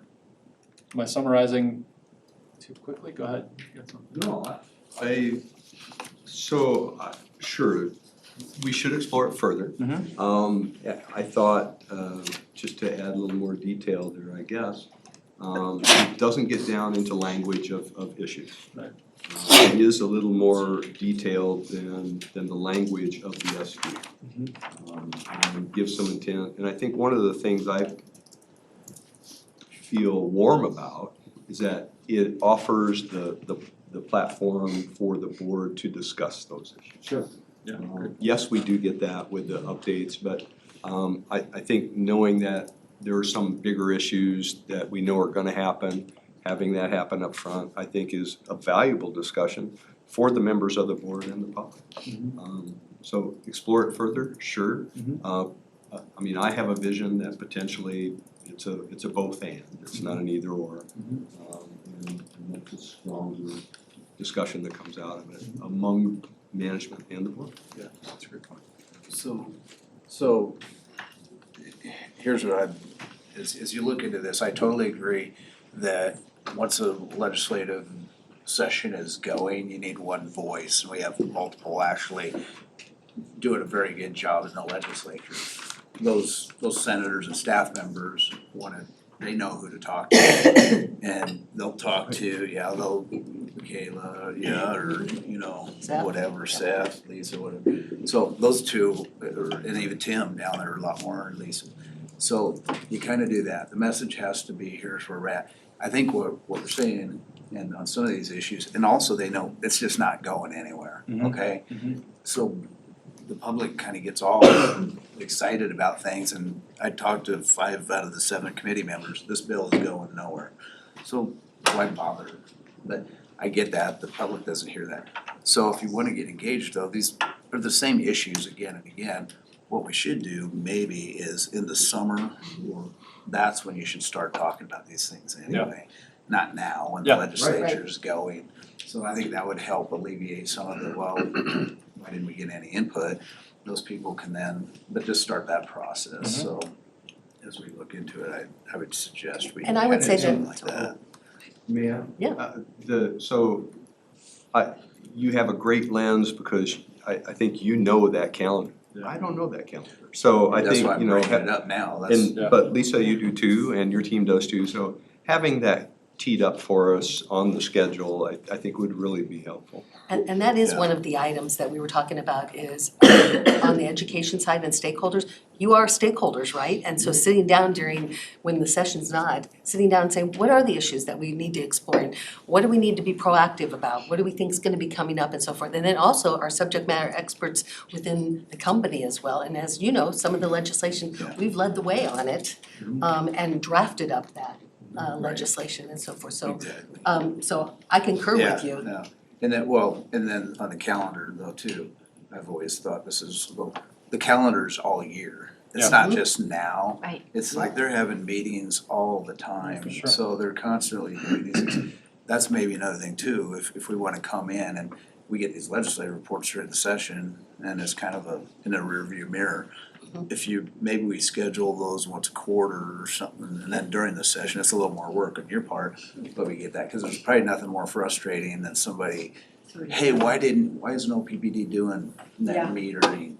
It's like, well, it's very complicated, first of all, you feel frustrated, like, well, there's nothing I can do. Well, cause they don't know the calendar either, they all think you just go in there and get things done, so. But that's what I would suggest, we extend this thing out to an all-year process, not just during the session. And we can bring you updates on, because we do outreach No, I know you do. nonstop on that, as well as bringing the aides and the senators in Or to at our least to the facilities. committee, Yep. I don't know if the committee, I mean, we didn't talk about it all the time when I was on that committee, but maybe the committee should address it more during the year. Well, the other thing that we discussed was that certainly our attention gets drawn to the unicameral most, but that's not it, right? Like there's perhaps federal legislation There's some someday. city legislation Some going on city right stuff now. is going on. All that. Yeah, so Yeah. I think that's why to Rick's point, like these are not prescriptive, these are not the weeds, these are high level. It's kind of what the thought is. What's your reaction? I really like what MPPD does. Their resolution, because it really sets out kind of the framework. But I think we could do something like that that actually ties back to our SDs. Sure. And so I guess I think that we could use kind of some of the format of what MPPD does in their legislative resolution.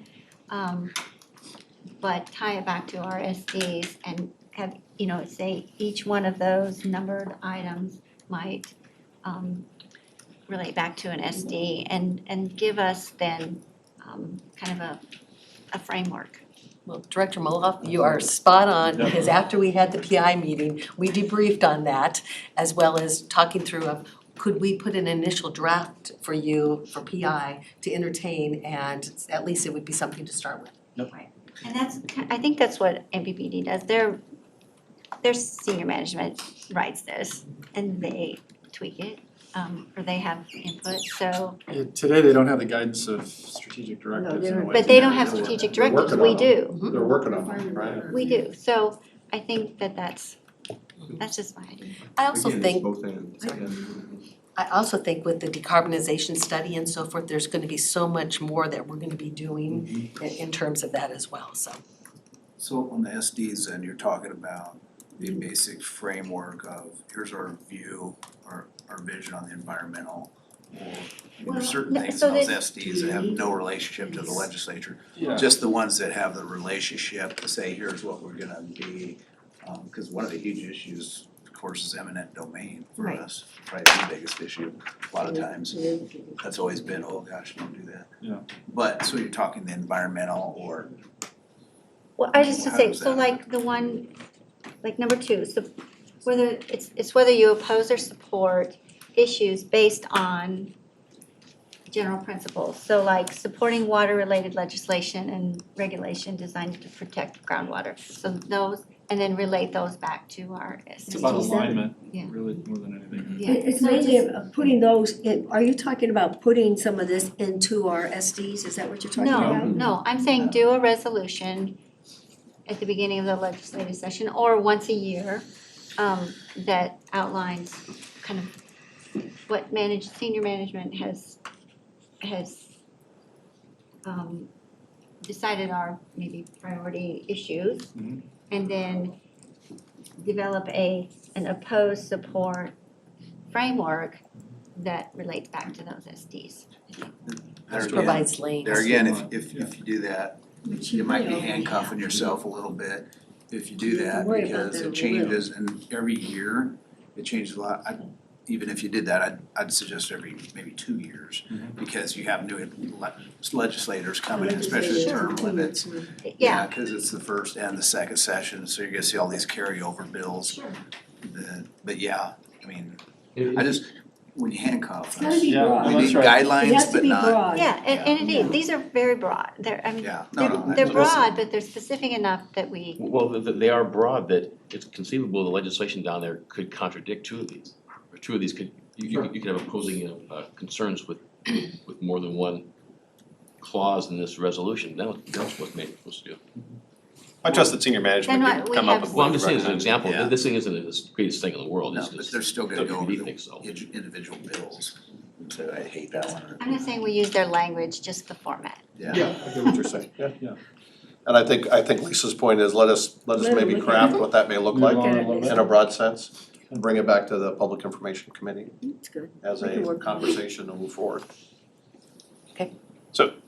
We've been saying these, and there is a copy of the resolution from NPPD, which is in diligence somewhere. It's in the PI committee. It's in the Page PI 13. committee, Page 13. Yeah, 13, I got it. Just making sure we all have a copy of that, because we were saying. It's here. As a Yeah, non-committee It's member, not in the I just committee wanted to- packet, but it's in the. Okay. That's all. Yeah, and I also support the idea that identifying something more specific than the SDs, because they are intended to be pretty broad and long-term view, but something that would be applicable to understanding how our engagement with the legislature or the federal or local levels would be understood from the SDs. So we can say, that's your carbon by 2050, but what does that mean when we try to support legislation or things that might actually come up? And I think NPPDs is a good example of broad enough that it helps guide what we understand to be where things would be going, but not specific enough that it would be, this is exactly the language we would want. Okay, any further conversation on that?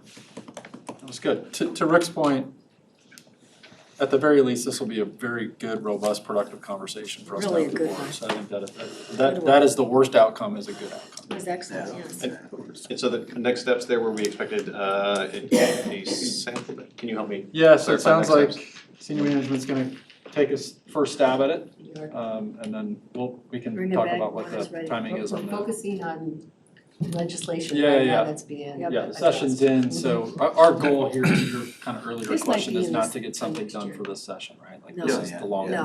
term. The new session. Well, and I But it's a think good thing to address. Director Mulhall's point about how do you tie this into strategic directives, I think it would be good to identify that Oh, yeah. clearly in here. Which strategic, And how which we SD? link them up and what that may look like. And you can react to it to say, Yeah, exactly. this is something that we need Well, to and then pursue. one last point, if you're doing this, I mean, are you going on offense or are you just playing defense? Could be either. Cause Neither. a lot of times, I don't know, from what I've seen, I mean, It's mostly offensive defense. technical issues that were clarified. But I think what you're going to gonna be see, broader. here's what I would say. As we begin to craft out, this is my perspective, and I think the team shares this with me, but as we begin to drive the strategic initiative outcomes, it will have to be an offensive. Yeah. Cause there may be things in the current statutory framework that we are not allowed to do the things that we believe we're going to need to do in some of the strategic initiatives. And I don't know what they are today, but my guess is as we begin to develop those and craft those, we are going to need statutory changes in order for us to have the capability to do certain things that our customers want us to do, that we need to do to meet our other kind of 2050 objectives, customer financing objectives, whatever that may look like. So having a solid statement from the board in support of those potential vision outcome would be a good thing to have. Sure. Yeah, and go ahead. Nope. Anyway, I get all excited of this stuff, obviously, but it's very important, when you just talked, it reminds me, the CEO has a direct line to the governor. Yeah. Whoever that CEO is here, and there's other opposing views too, probably talking to the governor, so I know, Tim, you talk to him pretty regularly, and hey, what's going on? I was So at a never- legislative dinner and talked to Yeah. 14 I mean, that senators is very and asked important. specific positions So, on what we're doing and Yeah. why we're doing some things. And so I am representing in that example, the organization and our SD related work about why we're doing what we're doing and how critical it is that we get the legislative support to be able to do that, so. So my question was, we said expecting a first draft, we have a rough, I mean, are we talking quarter 2, 3, 4? Well, it's a 60-day session, so we'll be done the end of April, but that doesn't mean that we're not gonna work on it in that regard. So I would say second quarter. Great, thank you. I think it'll be really interesting to compare and contrast, certainly the NPPD example here, but the NPA has a Yes. position piece as well. And my guess, we will see some interesting conflicts So with the NPA versus tomorrow we'll maybe get a what- legislative update at the MPA board Yeah, meeting, we don't so. always go with the MPA. Which is Okay, That, anything else for now? That's it until we Until we come have a back bite for to eat and legislative. come back to Okay, legislative. let's break for lunch. We can turn off the cameras, please.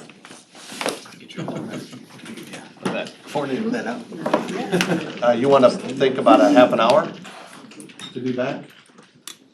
Is that good enough time, just so they know what time we're coming back? Is a half hour too long, or what do you think? Hey,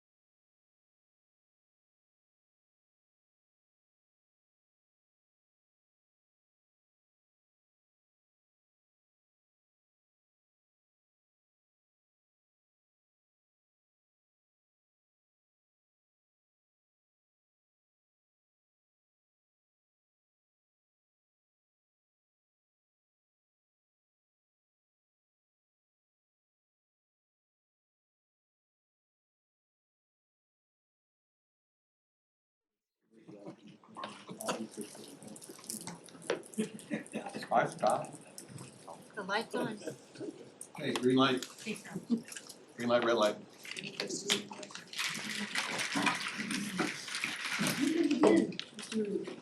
Thank you, Chair McGuire. Legislative session is up and running. It is, day 5. Day 5, so we're gonna turn over to you. All right, thank you. Well, look forward to giving you updates weekly, daily, hourly sometimes, and especially over the next 5 months. We are on day 5. It's the second session, short session, 60 days. So it's a continuation from last year. So yesterday was the debate on the carryover legislation, which begins. So we just wanted to kind of regroup, set the stage of what's gonna be happening during the next several months and so forth, and the issues at hand, and have a dialogue with the board members. So with that, Mr. O'Brien. Thanks, Lisa. Good afternoon, everyone. Look forward to providing you an update here. Want to point out a couple folks on our team that you may see supporting through the legislative process, both state and federal. I think many of you know Seth Foils, that's in the back here. Seth had a wonderful December. He just added a new baby to his family, and so another member of our public affairs team, we like to say, so I want to congratulate Seth and his family on that. Then also to his right is Michaela Valentine. Michaela joined us just a couple months ago. Michaela's focus, she's got a long background in legislative work, lobbying, etc. Lawyer by trade. She's one of the few people I've found that has actually read the Affordable Care Act cover to cover. So just a great resource to our team. She's going to really focus on our local municipal area policy, and sets the lead on the state and federal items day to day down in Lincoln. So that's just a little highlight of the team. So the presentation that we have prepared is very similar to what was provided to the Public Information Committee last week. So 2 items, talking about the 2020 legislative preview. Now that we're moving, I'll give you a little bit more than a preview, some sort of boots on the ground information. And then we'll talk about how the board will continue to be updated, building off the discussion a little bit earlier. And Tim, may I interject here? February will be earmarked per the request from Chairman Moody, is that it will be federal extensive legislative updates, so that you'll have that. Thank you, Lisa. Here's the calendar, and I want to give you some of the important dates just to see how quickly things are moving. So I'm going to touch on a few of them, and if you have questions, please pause. So the legislature started last week.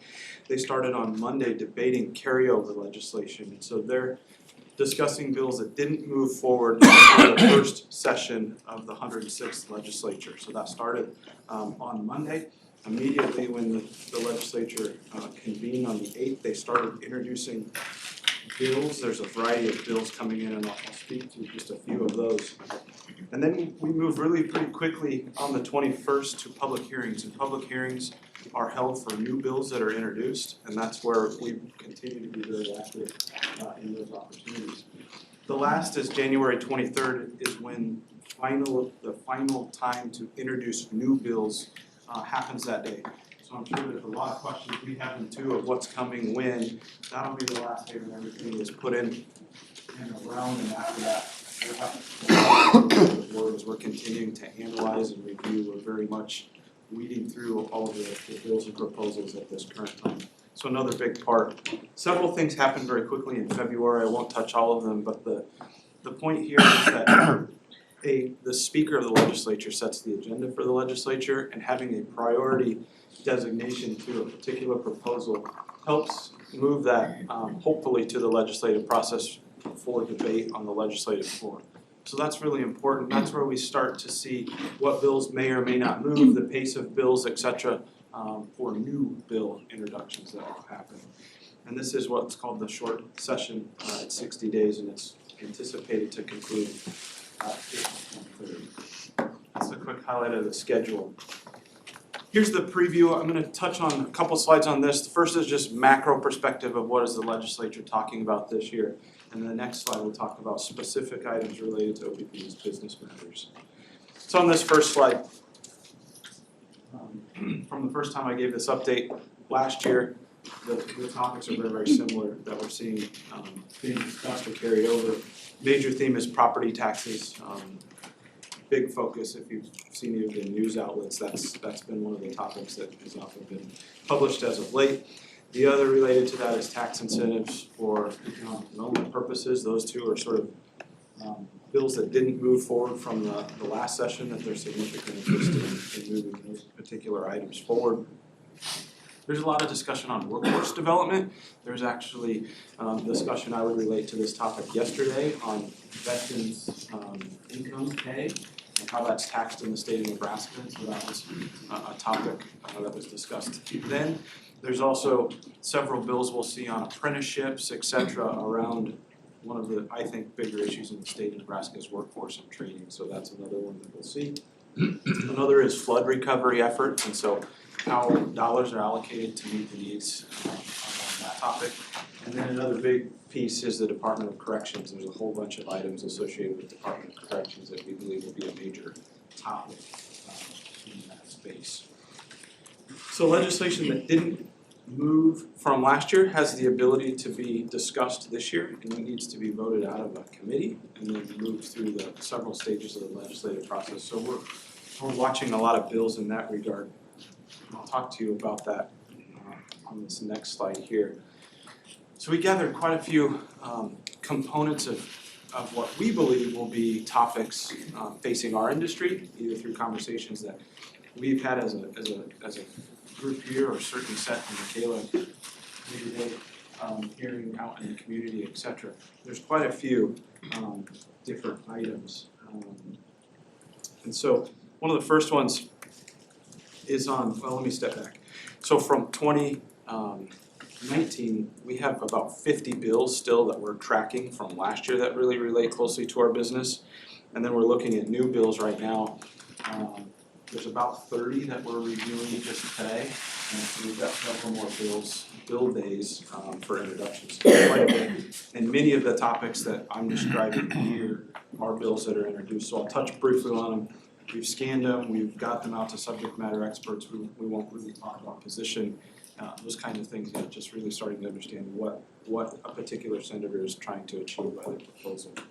First topic is data privacy. Quite a few different components of this. There's been a bill introduced already on this around consumer data relating to everything from personal information, credit cards, et cetera. And so data privacy continues to be a big topic. The next one is on economic development. I touched on really the last two topics on the prior slide of tax incentives, workforce development, quite a few different pieces in that item. The third tack is on decarbonization or a renewable portfolio standard. And this has came out of a lot of discussion, and I think leadership by the board and the organization looking at our changes to SD7. And so through some of the conversations we've had with senators, they have an interest in looking at a decarbonization study. There was a bill last year looking at doing an action plan across the state. There's also a senator that has interest in looking at what might a renewable portfolio standard look like implemented in the state of Nebraska. Next is broadband. This one we continue to talk about. It's everything from utilization to right-of-way to easements, all those sorts of things as it relates to broadband. And Seth spent a lot of time in that particular aspect. I would even lump in wireless into broadband, so 5G service, et cetera. The next is homeowners associations and governance around that. There's been a lot of discussion on this particular topic for many years, and what is the governance or ability that homeowners associations have to set regulations for their different types of developments. There's some bills last year, there was some interim study activity. There's a bill that was introduced just not, I think, a day or two ago, again on this particular topic. What it means to us, really around potentially DER, distributed energy resources, and how that might fit within the governance of a homeowners association. So that continues to be a topic that we are watching keenly. The next is Linda's Law, and this is about medical shutoffs, and it's been an interest by quite a few senators. There'll be a bill introduced on this topic. Julie Comstock and Seth have worked very, very closely with the senator on helping them understand what what our position is on shut-offs, and so they're working to make some improvements or just clarifications on shut-offs for medical purposes, and give you an example of who provides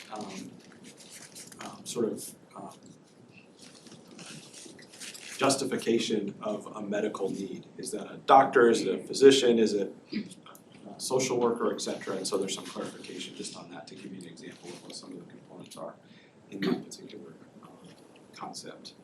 The next is LB 218. This was a bill you heard we frequently update last year, and we had a lot of discussions on pole attachments and associated sales tax. There's some nuances on how rural electric cooperatives operate, and they have some interest in possibly looking at that bill again, so they can deviate or look at a similar sales tax exemption, just as OPPD or other entities that are in the same governance structure as us. So we think that would be another topic related to our industry that will appear. We don't believe it'll affect anything that we worked so hard on last session. The next is governance for NEED or NMPP. The short on this is they have really large boards, I think of 40 or 50 or 60 folks, and so how they get together and what's a public meeting and can they do things virtually, that's a continued topic on how they continue to operate on that regard. The next one is non-traditional fuels. This one is really interesting. It's a concept for public power entities to move into this space for purposes of decarbonization or power generation. And so a little background, public power entities today have the ability to be in the ethanol business. Also in 2005 or 6, I forgot to check that date this morning, but there was a bill from the industry to move into the hydrogen business, anticipating fuel cells or other opportunities to generate energy.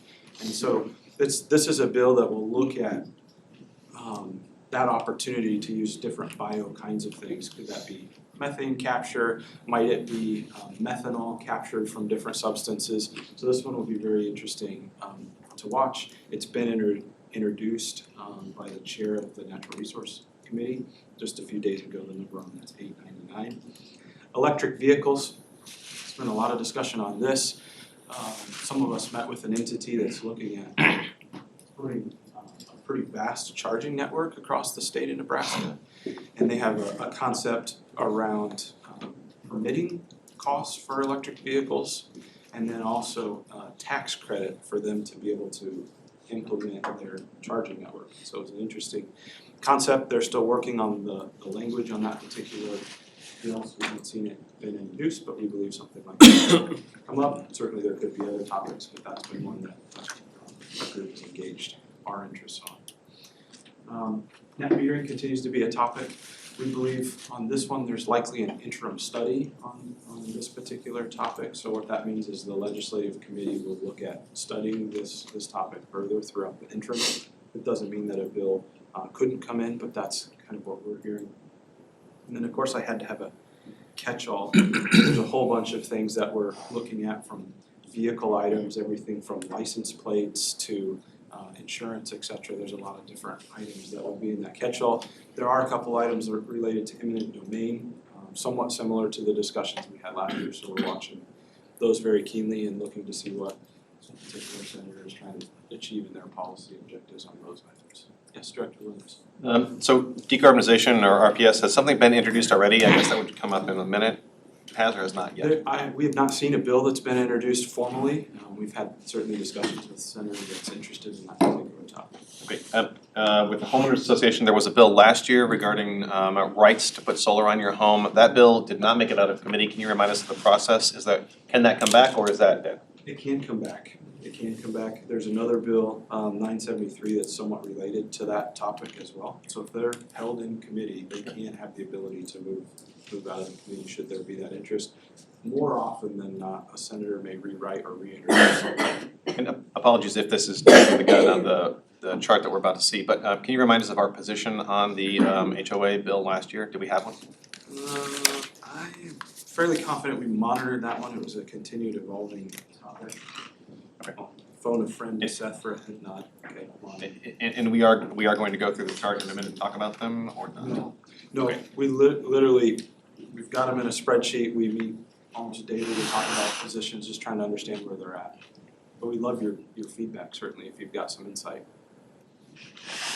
I just want, what was the bill number for the non-traditional fuels? $8.99. $8.99. And so, on non-traditional fuels, you mentioned there was the ability of public power to sell something like hydrogen, for example. Do you expect that to be setting up something like a public power system where it is an exclusive ability to sell that, or that is just the ability to enable public power to sell that? I mean, do you know what the intention is there? That's a good question. There's been, as I understood, a lot of debate from introducing folks on that. I can't speak exactly to their intent of what the outcome on that will look like, but certainly some ability for a public power entity to be engaged in that particular business matter, however it's structured, I can't. And we're not sure whether it's actually as a generation fuel or is in the production of, right? I mean, I don't, it's kind of wide and broad right now, so we'll see where the intent is. We have an MPA meeting tomorrow and we'll get a little more of the details of pieces around that. And then last one, net metering, we talked earlier about the idea of a resolution that would kind of highlight some of the conceptual positions that we might have on official bills like this. If this looks like it's going to be a study, I think this would be a good example where some clarification of our position moving forward and the intent of our engagement would be helpful. I think we had a lot of engagement last year, but I think there wasn't probably as much clarification at the beginning of what we were looking to achieve through that, where is the intention of the net metering bill to expand the opportunities for distributed resources? Or is there some other intent of our engagement on that bill? And I think that would be something that I would welcome a discussion prior to the time when a study would happen, so that we could clarify what it is we're working toward. So that by the time it does potentially come back, we don't expect it this year, but it might be reintroduced next year or something, that we would have had more kind of lead time and clarification, because there was a lot happening on that one last year, but I think that maybe not as much on the front end to clarify where we wanted to see, where we thought our position was on the bill and what the core outcome that we were looking for was. So I think this is a good example of that idea of clarifying what it is that OPPD's position is and what generally do we support in modification to a net metering legislation. So I think that's what I would consider a good example of where we might see that resolution maybe later this summer before the study would happen. Is LB 509, the Hollister's net metering bill, is that gonna be reintroduced or what's? So, but that certainly could change. So that's a good baseline for us. And I guess we don't even know if there's a bill out there on net metering. Yeah. We've just heard some rumbling arounds and what it may be, we'll just have to take a look at it when they come up. I think our position historically has been, at least in the last bill, was let's make sure it doesn't shift costs. And so how do we go about doing that? What does that look like? How do we put that together?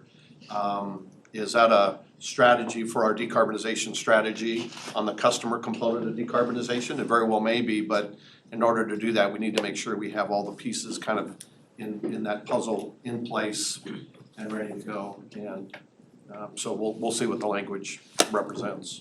So. Next slide, I have a couple left here. This is our policy review, just to give some insight on how we look at the varieties of proposals that come in. Some of the discussion earlier on BL9 and how we get intelligence. It's continued work with legislative groups, senators, associations we're part of, et cetera. There's a lot of work that happens. That's the day-to-day work that Seth manages for us. The next piece is legislative review, and so to give you a real-time look on this, we have a variety of subject matter experts on these topics, and so as proposals come in, we take a look at them, we flag them, we send them out to the subject matter experts. How does this affect our business? How does this affect strategic directives? Any other risks or opportunities around the particular proposals? We bring those back, create a policy sort of brief discussion, enter those into our bill tracker, and then we move to the next step to senior management, and in that to have a discussion with senior management, and here's what the subject matter experts found, here's what we think about the strategy around a particular proposal, and we make a decision if it warrants a position or not, and build a strategy around that. And as we do that, Very keenly focused on the Public Information Committee and updates along the way. And as there's urgent items, I know Lisa sends a lot of messages and others do about what's happening in the real time process. So every week you'll continue to see an update from us of what's been introduced, what we're hearing, along with our bill tracker. The bill tracker's posted publicly in the board committee packet. You'll see it in there today for the public that's interested in it. And then I guess my last tack was any time-sensitive things. You'll get those items as they arise. So that's high level of what our process looks like. There's a lot that goes on internally of all of the folks that do the review and analysis. We appreciate their keen focus in this crunch time, as you saw from now through February. There's a lot of review and analysis on these topics. I touched on most of these, I guess. Continued updates for the Public Information Committee each month. As Lisa said, we've got a very rigorous one planned on the federal side, so there's a lot of different things picking up steam that I think are of strong interest, and so we look forward to having that discussion with the weekly updates and items. That concludes my highlights from a state legislative update. One last comment from me. One of the things that I thought we did really well last year was to ever so slightly expand the scope of the bills that we were paying attention to. And the one that I think stuck with me was the anti-discrimination that Senator Pansing Brooks. So without going into those specifics, I would encourage you to kind of keep that same lens a little bit. Absolutely, and then we've talked about that from a team perspective. Great, super.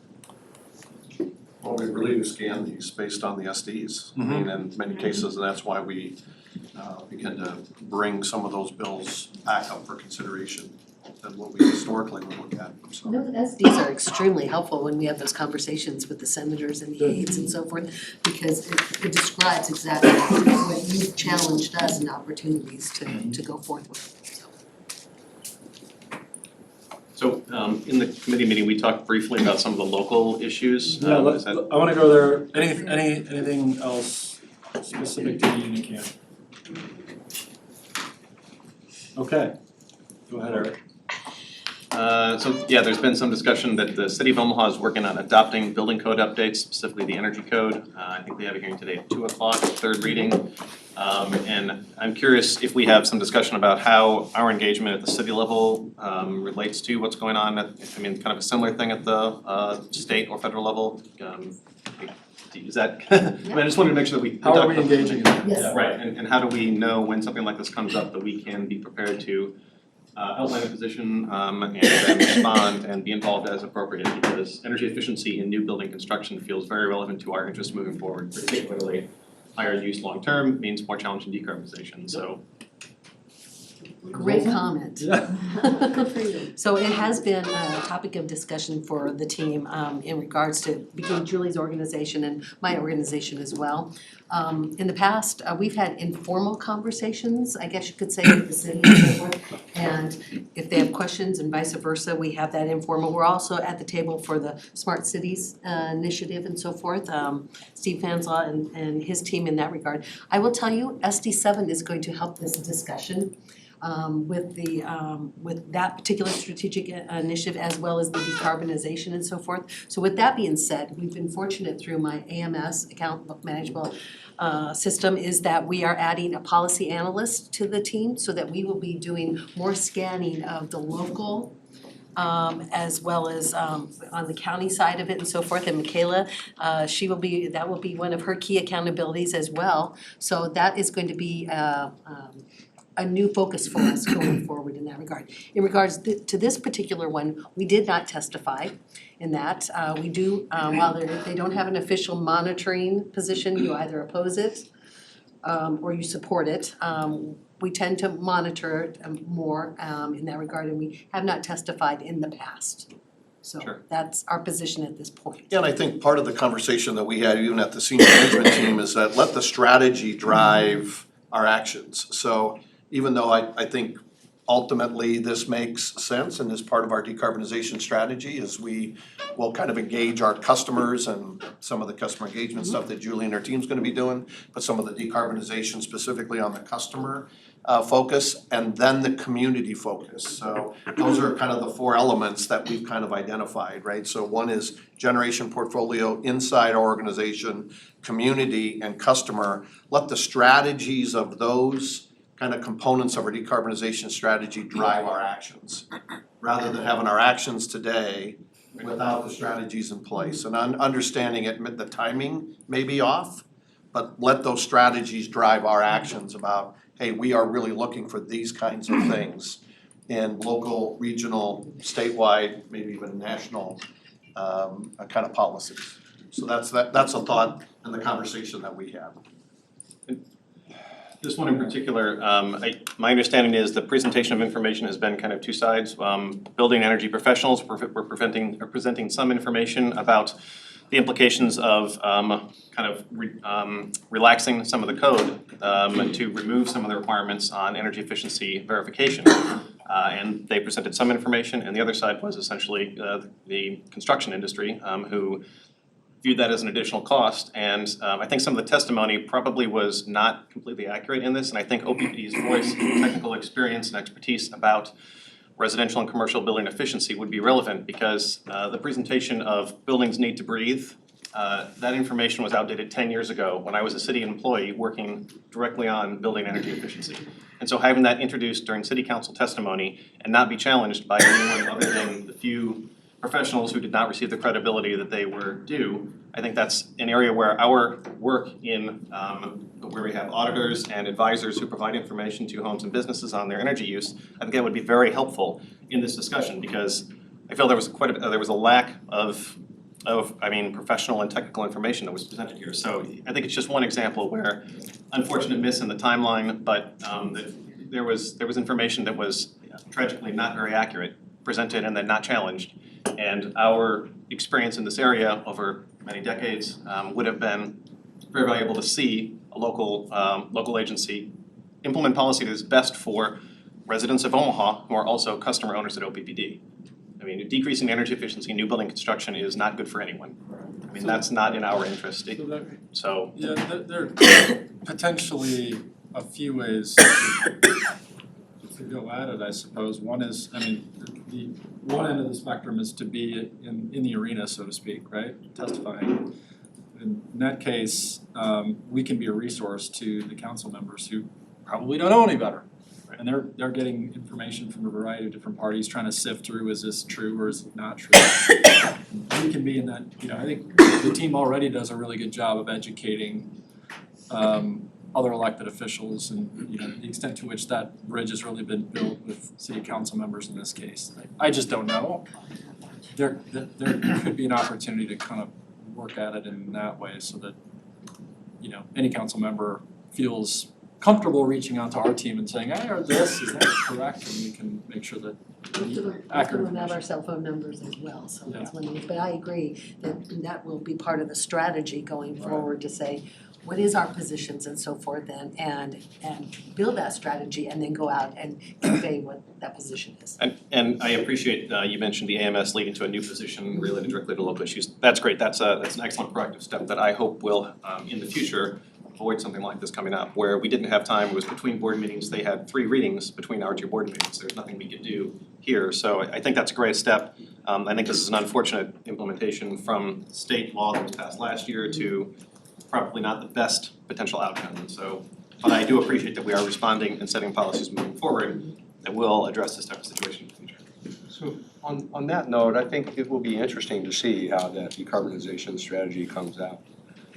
If the city chooses to adopt a less than ideal ordinance, strategy-wise, is it useful for OPPD then to come up with its own policies? So in this particular instance, I could see, without getting into the details, it may not work out, but I could see where, because there are many, there are a few building rating systems that are out there. ASHRAE has an A, B, C, D, I think, and there are some other engineering organizations that say for residences, for commercial buildings, we have a system in place available to us that we could use and say, this building uses energy better than that building.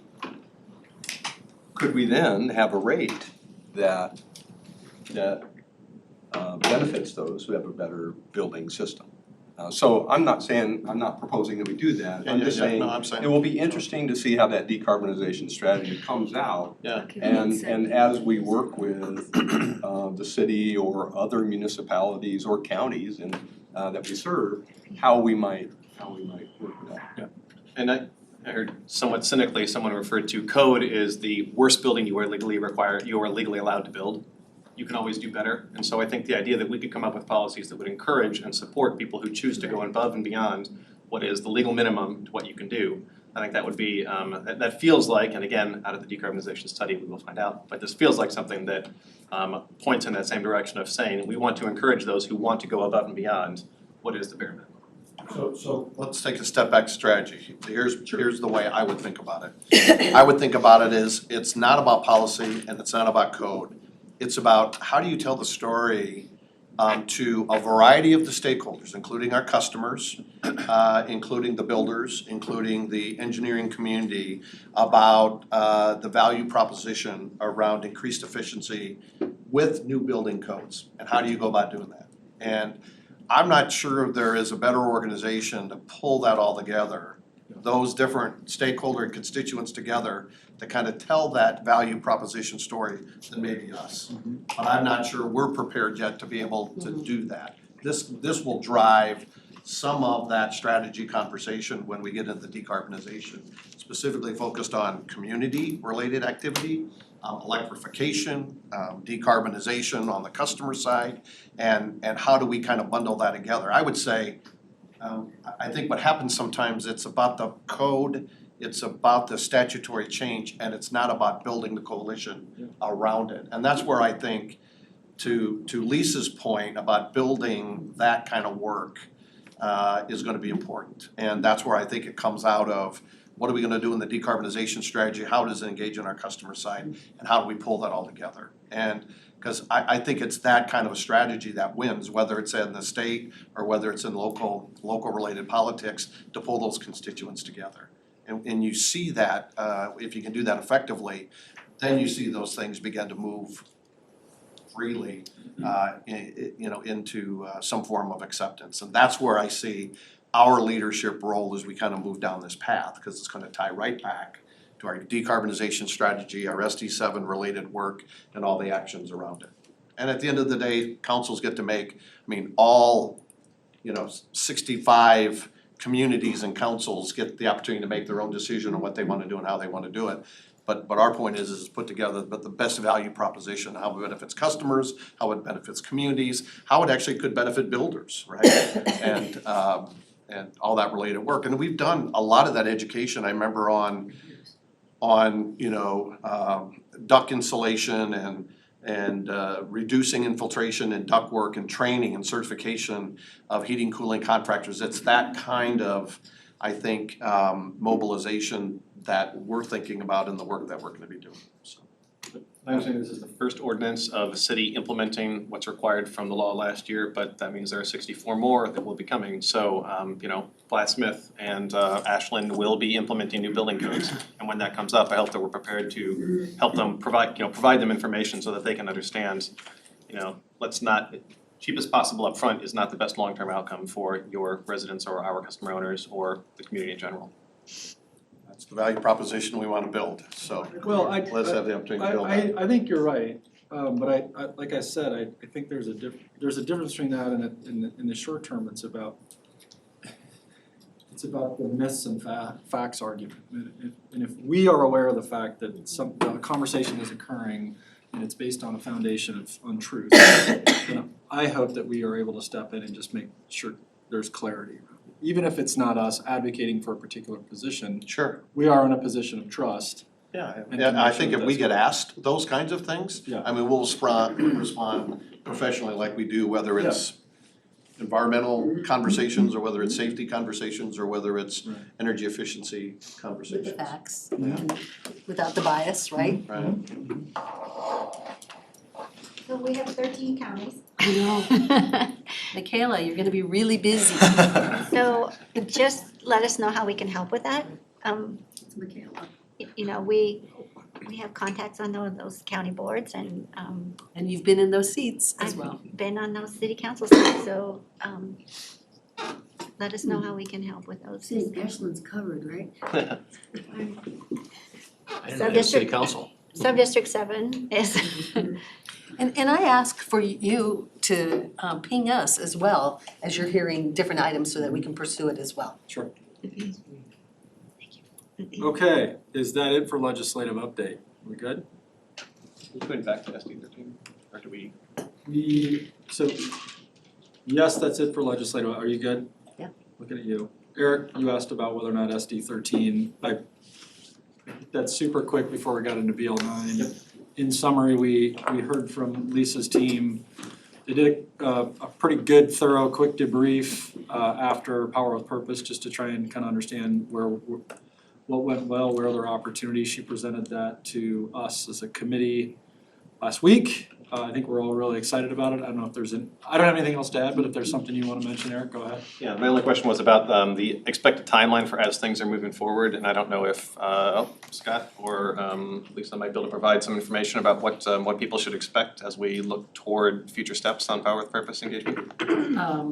Interesting enough. You'll be hearing the update here shortly, Yes. so. It's Oh. next. Yes. Sorry. So Mary and we team up on this as well. So what we have started already is a room that has Power with Purpose and then decarb and so forth. So this is gonna be a long journey. Okay. So, and lots of moving parts with it. More to come. Yes.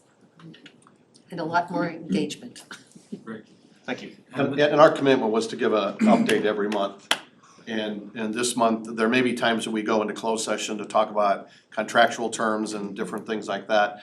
This month, it's this would be the meeting, we would do the public kind of conversation about where we are, what's the status, what's anticipated in the next weeks and months. And so we'll give that information here shortly. So under 8A, other business.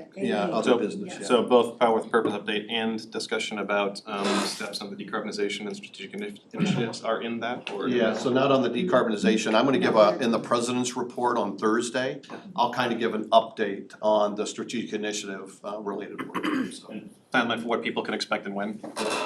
Maybe. As We're much working as on the details of that as best we can. As much as we can. Yep, Thank you. fair I enough. guess my question is, and part of the concern about the public engagement for the Power with Purpose is, when do we decide whether it's inform or whether it's engage? And when it comes to generation changes, do we need to have that in an SD, that if it involves generation changes, we would expect public engagement at a different level than just inform?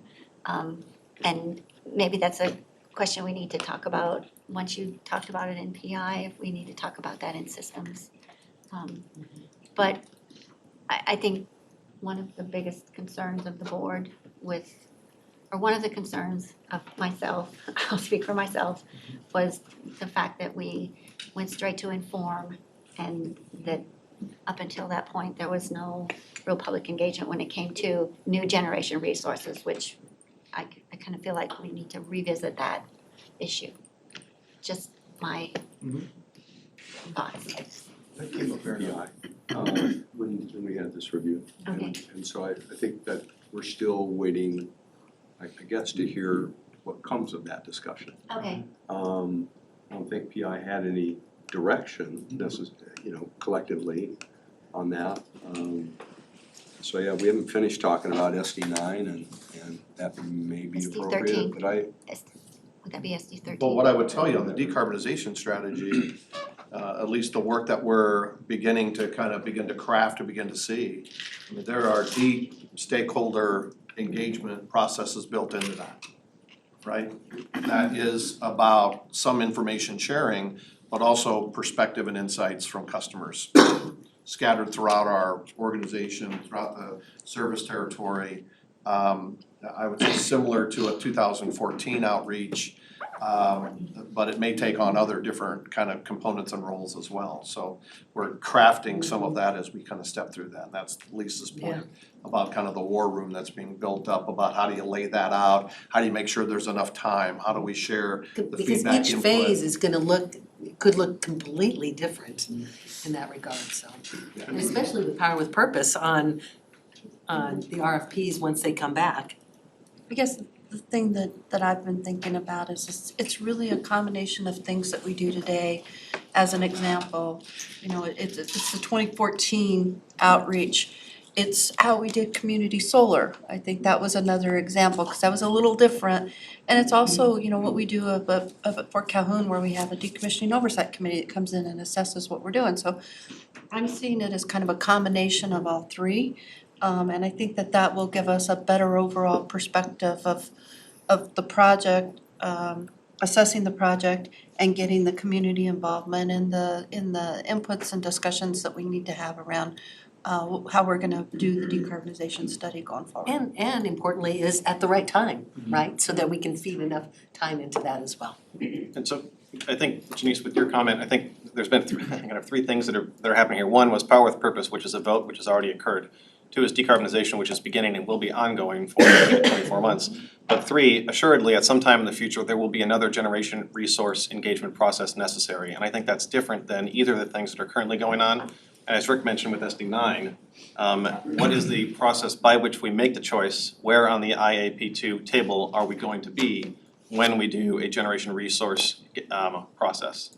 And is that, and that is something we have talked about in the past. And so, I mean, we have three things happening simultaneously, but that third one in particular is not necessarily related to either of the two that are going on now. It might come out of the decarbonization, but how do we make that choice about where on that chart do we land when we begin to present information and ask for information from the public? And I think that's something that we haven't right now clarified. Historically, I would say that in 2014, Lisa Olson has the best experience in that and led the way as far as the entire nation as far as that type of process. So we are well staffed in that area as far as experience, and I don't know, perhaps sometimes you Director Williams, you are spot on. I mean, there are 3 different tracks going on here. Yeah.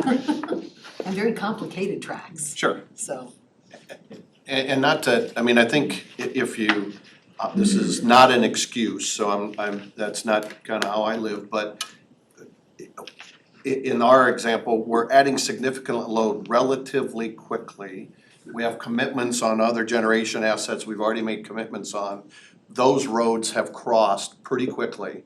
And then we've had tornadoes in 17, floods in 19, that made us begin to think about resiliency differently. So as those kind of collide together in a very short relative time frame, I'm not sure all 3 of them will collide in the same way in the future, but I think we heard very clearly from the board about even if it isn't perfect or 100% or fully recommended, you know, could we have talked to the board, you know, early on and the public early on in the summer about here's what it looks and smells like without all the details kind of locked into place. I mean, I think we can do that with the understanding is that this is moving and it's the best information that we have today on what that looks like, and let's get that feedback. Now, there's a risk in that, right? But there's also, you know, the need that I think the board is saying is that, hey, we want more engagement from customers and how do we go about doing that? And so, you know, our position has always been, hey, let's kind of lay it out and then bring it and get the feedback and input. It's a little different. It's probably not 95% locked. It's probably 75% locked, and we gather feedback as we go and then begin to firm it up as we get to a needed time for a recommendation. So it's not an excuse, but those elements came relatively quickly in a short period of time, and they all began to tie to each other on what we need to do. So we got that feedback. And that was part of the SD 13, recap and so forth of lessons learned, so. And I would echo that the work in 2014 for the engagement there and finding out where people are and what they'd like to see was excellent. But at that time, I don't recall any discussion specifically about the types of resources that ended up being recommended. I mean, there was discussion about gas, but the scale of solar was not specifically included in discussion in 2014. Yes, it was. It was included. Yes, it At was. the- There are 11 different I guess I'll review generations. again and. Yeah, it kicked out early because of cost at the time, People kicked it right? out. And It got kicked out, customers kicked it got kicked out early. But then, when things changed between 2014 and 2019, the time comes to make a decision, there was not additional engagement of a similar type. I understand that, So I get that, I get that. You So, have to let it go. so good conversation, we've been down this road before. I think it's fair to say, what I just heard Tim say is that they've noted, right? So I think we're mindful of it, and as we continue to go down these different paths, we're gonna, something that will be on both senior management team's mind and our mind as we think about engagement. Okay. That concludes the PI committee. We got lunch too. We got lunch too. We already have lunch, yes. Now we have governance. Chair Kavanaugh, do you have any? Right, we didn't have a pre-meeting this week, we celebrated the holidays. Okay. We have one item, and you're gonna. Yep, I'm just gonna cover that. There's gonna be election of board officers on Thursday. Anyone who is interested in running for the board officers, please start contacting other directors as far as your intent. So you may or may not, if you would like to be nominated for any of those. Next, we'll go to Power with Purpose. Gary Fisher, can you give us an I will. We have a presentation though. We have it in our packet. It's up there. Is the clicker up there? Yeah. The clicker should still be up there. Checking to see if Tim O'Brien stole it. I like that. His hands Sometimes are- accidentally. Okay. Power with Purpose. I'm giving you a December progress. I know it's January, but in our effort to get information posted early so the board can look at it before we get to these meetings, we're having a cutoff date. And so if I give you some information that's a little bit different, it's just because things have progressed a little bit. So in December, our supply chain management, which has been a great partnership, I would say, with my team in getting the RFPs out, they engaged with 48 vendors, 34 of which executed non-disclosure agreements with us. And we received, and also received a request for proposal, so it went out to 34 different vendors. We did go ahead and award a professional services contract, and there was some question about that. What we're really doing is engaging a company to help us with professional engineering experience in these areas to assist us as we move forward in selecting a vendor. And so those are called owner's engineers, and so that was done for the solar contract. We also, vendors submitted about 55 questions in writing, and there were 5 letters that went out to them. The most recent was last week for letters of clarification. And then the vendors had to have all their questions in and their notice of intent to bid by December 27th. The notice of intent to bid is non-binding, so if they didn't send something in, they could still bid before the deadline. They didn't have to do that, but we were requesting that. And then we did go ahead and amend the RFP timeline. We thought that this might be the case as we were looking at the holiday season and what was going on in the holiday season. So if you look back to the previous month's information, you notice that the proposal due date was January 22nd. We moved it out a week to January 29th. So we gave them an additional week. 1, to get in their questions, and then 2, for us to have time to answer and respond to those questions. So we believe that that was prudent. We believe we'll get better bids as a result. We're comfortable with the fact that if we get it in a week later, we'll still move into proposal evaluations and monitoring in the February and March timeframe. So it's kind of the progress and what we're doing on the solar side. Are there any questions on solar? Owner engineer. Owner's engineer is up there. I just talked about that we awarded that for solar. Who is it? Burns and McDonald? Yeah, it is Burns and McDonald. And we've had previous experience with them. Oh, yeah. We work with them quite often on. We We engaged them quite a long time ago to really help us assess what was going on in the solar area, how things were progressing, what were sort of some of the new techniques that we were seeing, things about the inverter. So they've been a good sounding board for us. As we got into the later months last year, we did make the decision that as we have been using them to help us to assess where we're going with solar and to bring that information into the company, that they were the right partner for us to use as an owner's engineer.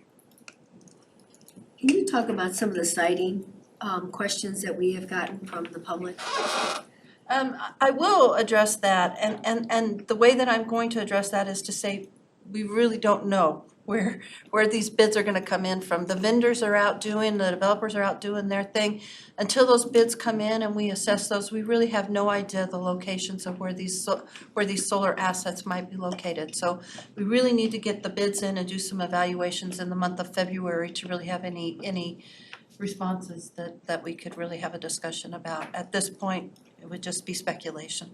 I think some of the folks that have raised with some of the potential vendors out there doing contacts of property owners, there may be some misperceptions out there, and so we're having some of those conversations with those that have raised a concern or an issue or just wanna understand what that may look like in the future. And again, the decision that Mary said is, we haven't decided yet. And even then, even when we come back with some recommendation, we're gonna go back out and get feedback, insight, perspective from cities, counties, property owners, neighbors, communities, whatever that may look like, to get that feedback and perspective to make sure, we're kind of living up with the commitment that we've made, so. And Tim said, there's no decision to be made, but even at that, we don't even know where they're all located because we haven't seen the bids yet. So it truly is just an unknown at this point. So, and I would just like to caution that if a developer is contacting a landowner and they're saying that they have a contract with OPPD, that's not not the case. And so just to kind of dispel any of that, that might be happening is that. Why would they say that? Oh, we've gotten some letters. Well, it's that they've been contracted by OPPD to do some site selection for solar. Well, they're part of an RFP process, and whether that's the right word that was used or not, I guess I don't know that, but the intent is. There's no solar developers out there working on behalf of OPPD at this time. Not yet. Correct. Not yet. That's the bottom line. That's The most direct answer. Yes. Well put. Okay, moving on to natural gas. I did want to talk about the owner's engineer here as well. We are looking to bring in an owner's engineer to give us that same professional service and advice on how we would move forward with our gas bids. We did issue a request for proposal to 6 different engineering firms in and around the area. 5 of which came in and gave us presentations over the last couple of weeks about what their capabilities are. The 6th firm declined the invitation to present. Doesn't mean they may not bid, just means that they just declined to present. Those bids are due back this week. Once we get those in, we'll select an owner's engineer for that. The owner's engineer will also be helping us with writing the RFP for the gas assets. So more to come on that and how we're going to structure that RFP going forward. But it really helps my engineering staff free up some of their time to look at the RFPs that come in from the solar while we still have somebody working on the gas side to write the RFP that will then review and issue out. So it really helps us to kind of manage our engineering time. Mary, these owner engineers services, they'll be looking at the new generation facilities, right? Or do they also look at supply? Because, I know there's been some issues lately about supply and some restrictions on supply or some issues with gas supply. Maybe just in other parts of the country, but I think also in our parts of the country where there's been some limitations on their ability to supply gas. We are hiring them in particular to help us to write the RFP, assess the RFP, and help us select the best overall natural gas assets for OPPD. And so that does not go to the supply issue. Okay. We have our fuels area that is working on the supply side of this along with our engineering staff. And we're putting together a strategy on how we want to pursue that going forward. It's a little difficult until we know the location of the gas assets to really be able to do that, but we are thinking through that strategy. I think given at least what we would perceive to be maybe some ideas about where assets could be located. So not completely in the dark, but certainly don't have a whole lot of answers yet to where we could really proceed forward with that. And certainly we've had conversations with most of the gas suppliers in the region or pipelines within the region, just to understand any limitations that would prevent an area or would significantly increase costs because of a specific area. So we've had those conversations and we continue to do that. And they're bringing back ideas to us, so. Yeah, so it's opportunities and limitations, just trying to understand what it looks like in the area. Thank you. The last thing that I wanna try to do each and every time is just to kind of tell you what's going on in the January and February timeframe, because the next time I'll talk with you will be in February, so kind of gives you a little bit of a, here's what we plan on doing concurrently with the board meetings. So in the January timeframe, we will review the natural gas owner engineers proposals and plan to select that owner's engineer. The solar proposals will come in and we'll at least start to evaluate those. And then in February, we'll get really into the review of those solar proposals, get the owner's engineer for the natural gas onboarded and get them working on what we need to have them working on, as well as take the solar proposal information and put it into those economic and transmission models that we've been talking about with Power with Purpose. So we need to reassess and make sure that where those are located, once we know, fit in and meet the requirements that we need for reliability, resiliency, affordability, and environmental sensitivity. So we'll take a look at that. And we'll also evaluate, and this is where the infrastructure starts to come in, because once we know where the solar assets are, it's a little bit clearer about where the gas assets are, and we'll start to look at how we look at the infrastructure and the expansion of the infrastructure, should that be necessary.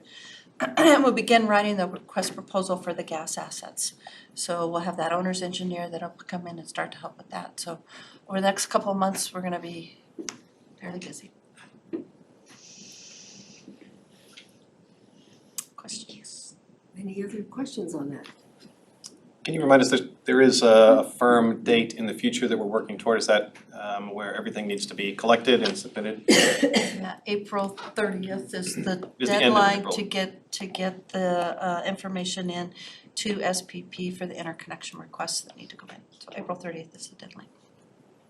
And so are we expecting that by the board meeting in April, we would have finalized information or? Yeah, we will have to have finalized information. Now, whether we state that publicly or not would be a different issue. We don't necessarily have to have contracts signed.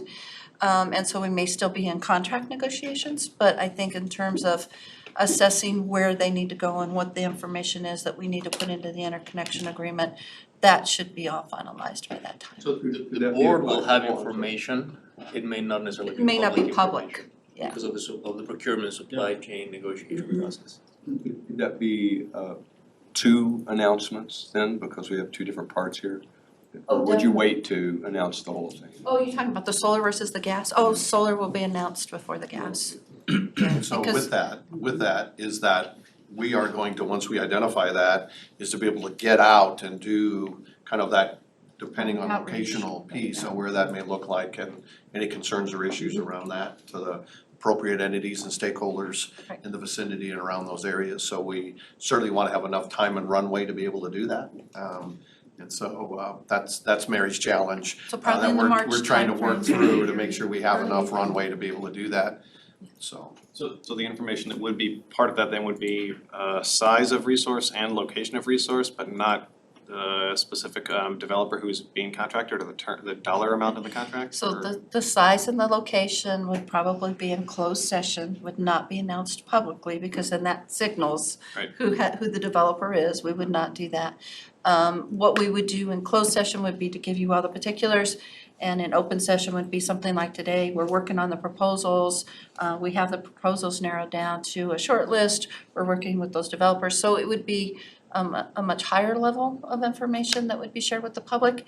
Once the contracts are signed, finalized, we would make a solar announcement. The gas would be going on in parallel. So the gas will come later in the summer as to what those gas assets are and where they would be located as well. So two timelines associated with these, part of it running in parallel, part of it staggered out.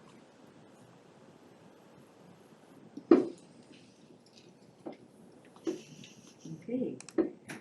And then we go to our last thing is discussion of the action items as far as the consent agenda. Are there any action items that you would like to move from the consent agenda to the action items? Right now, we have all of our action items on board consent action items other than the board officers election.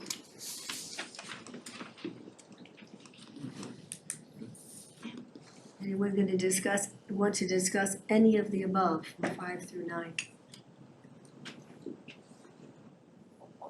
No? And so that includes, if we, have any comment Any whatsoever. comment whatsoever? We're gonna try to keep the way a consent item, that's the definition of a consent action item. So if you would like to make a comment, you may, but we pull it off and make it a board action. Remind us, will there be an opportunity for the public to have comment on the consent? Public always has, Yes. will always have, yeah. That doesn't happen in a lot of other public entities, but we decided to keep it that way. Yeah, just making sure I understand what we should expect. You'll see the script. Well, I don't think we need to move SD6 monitoring report to the discussion action items, but I just want to say again, kudos to Kevin and his team.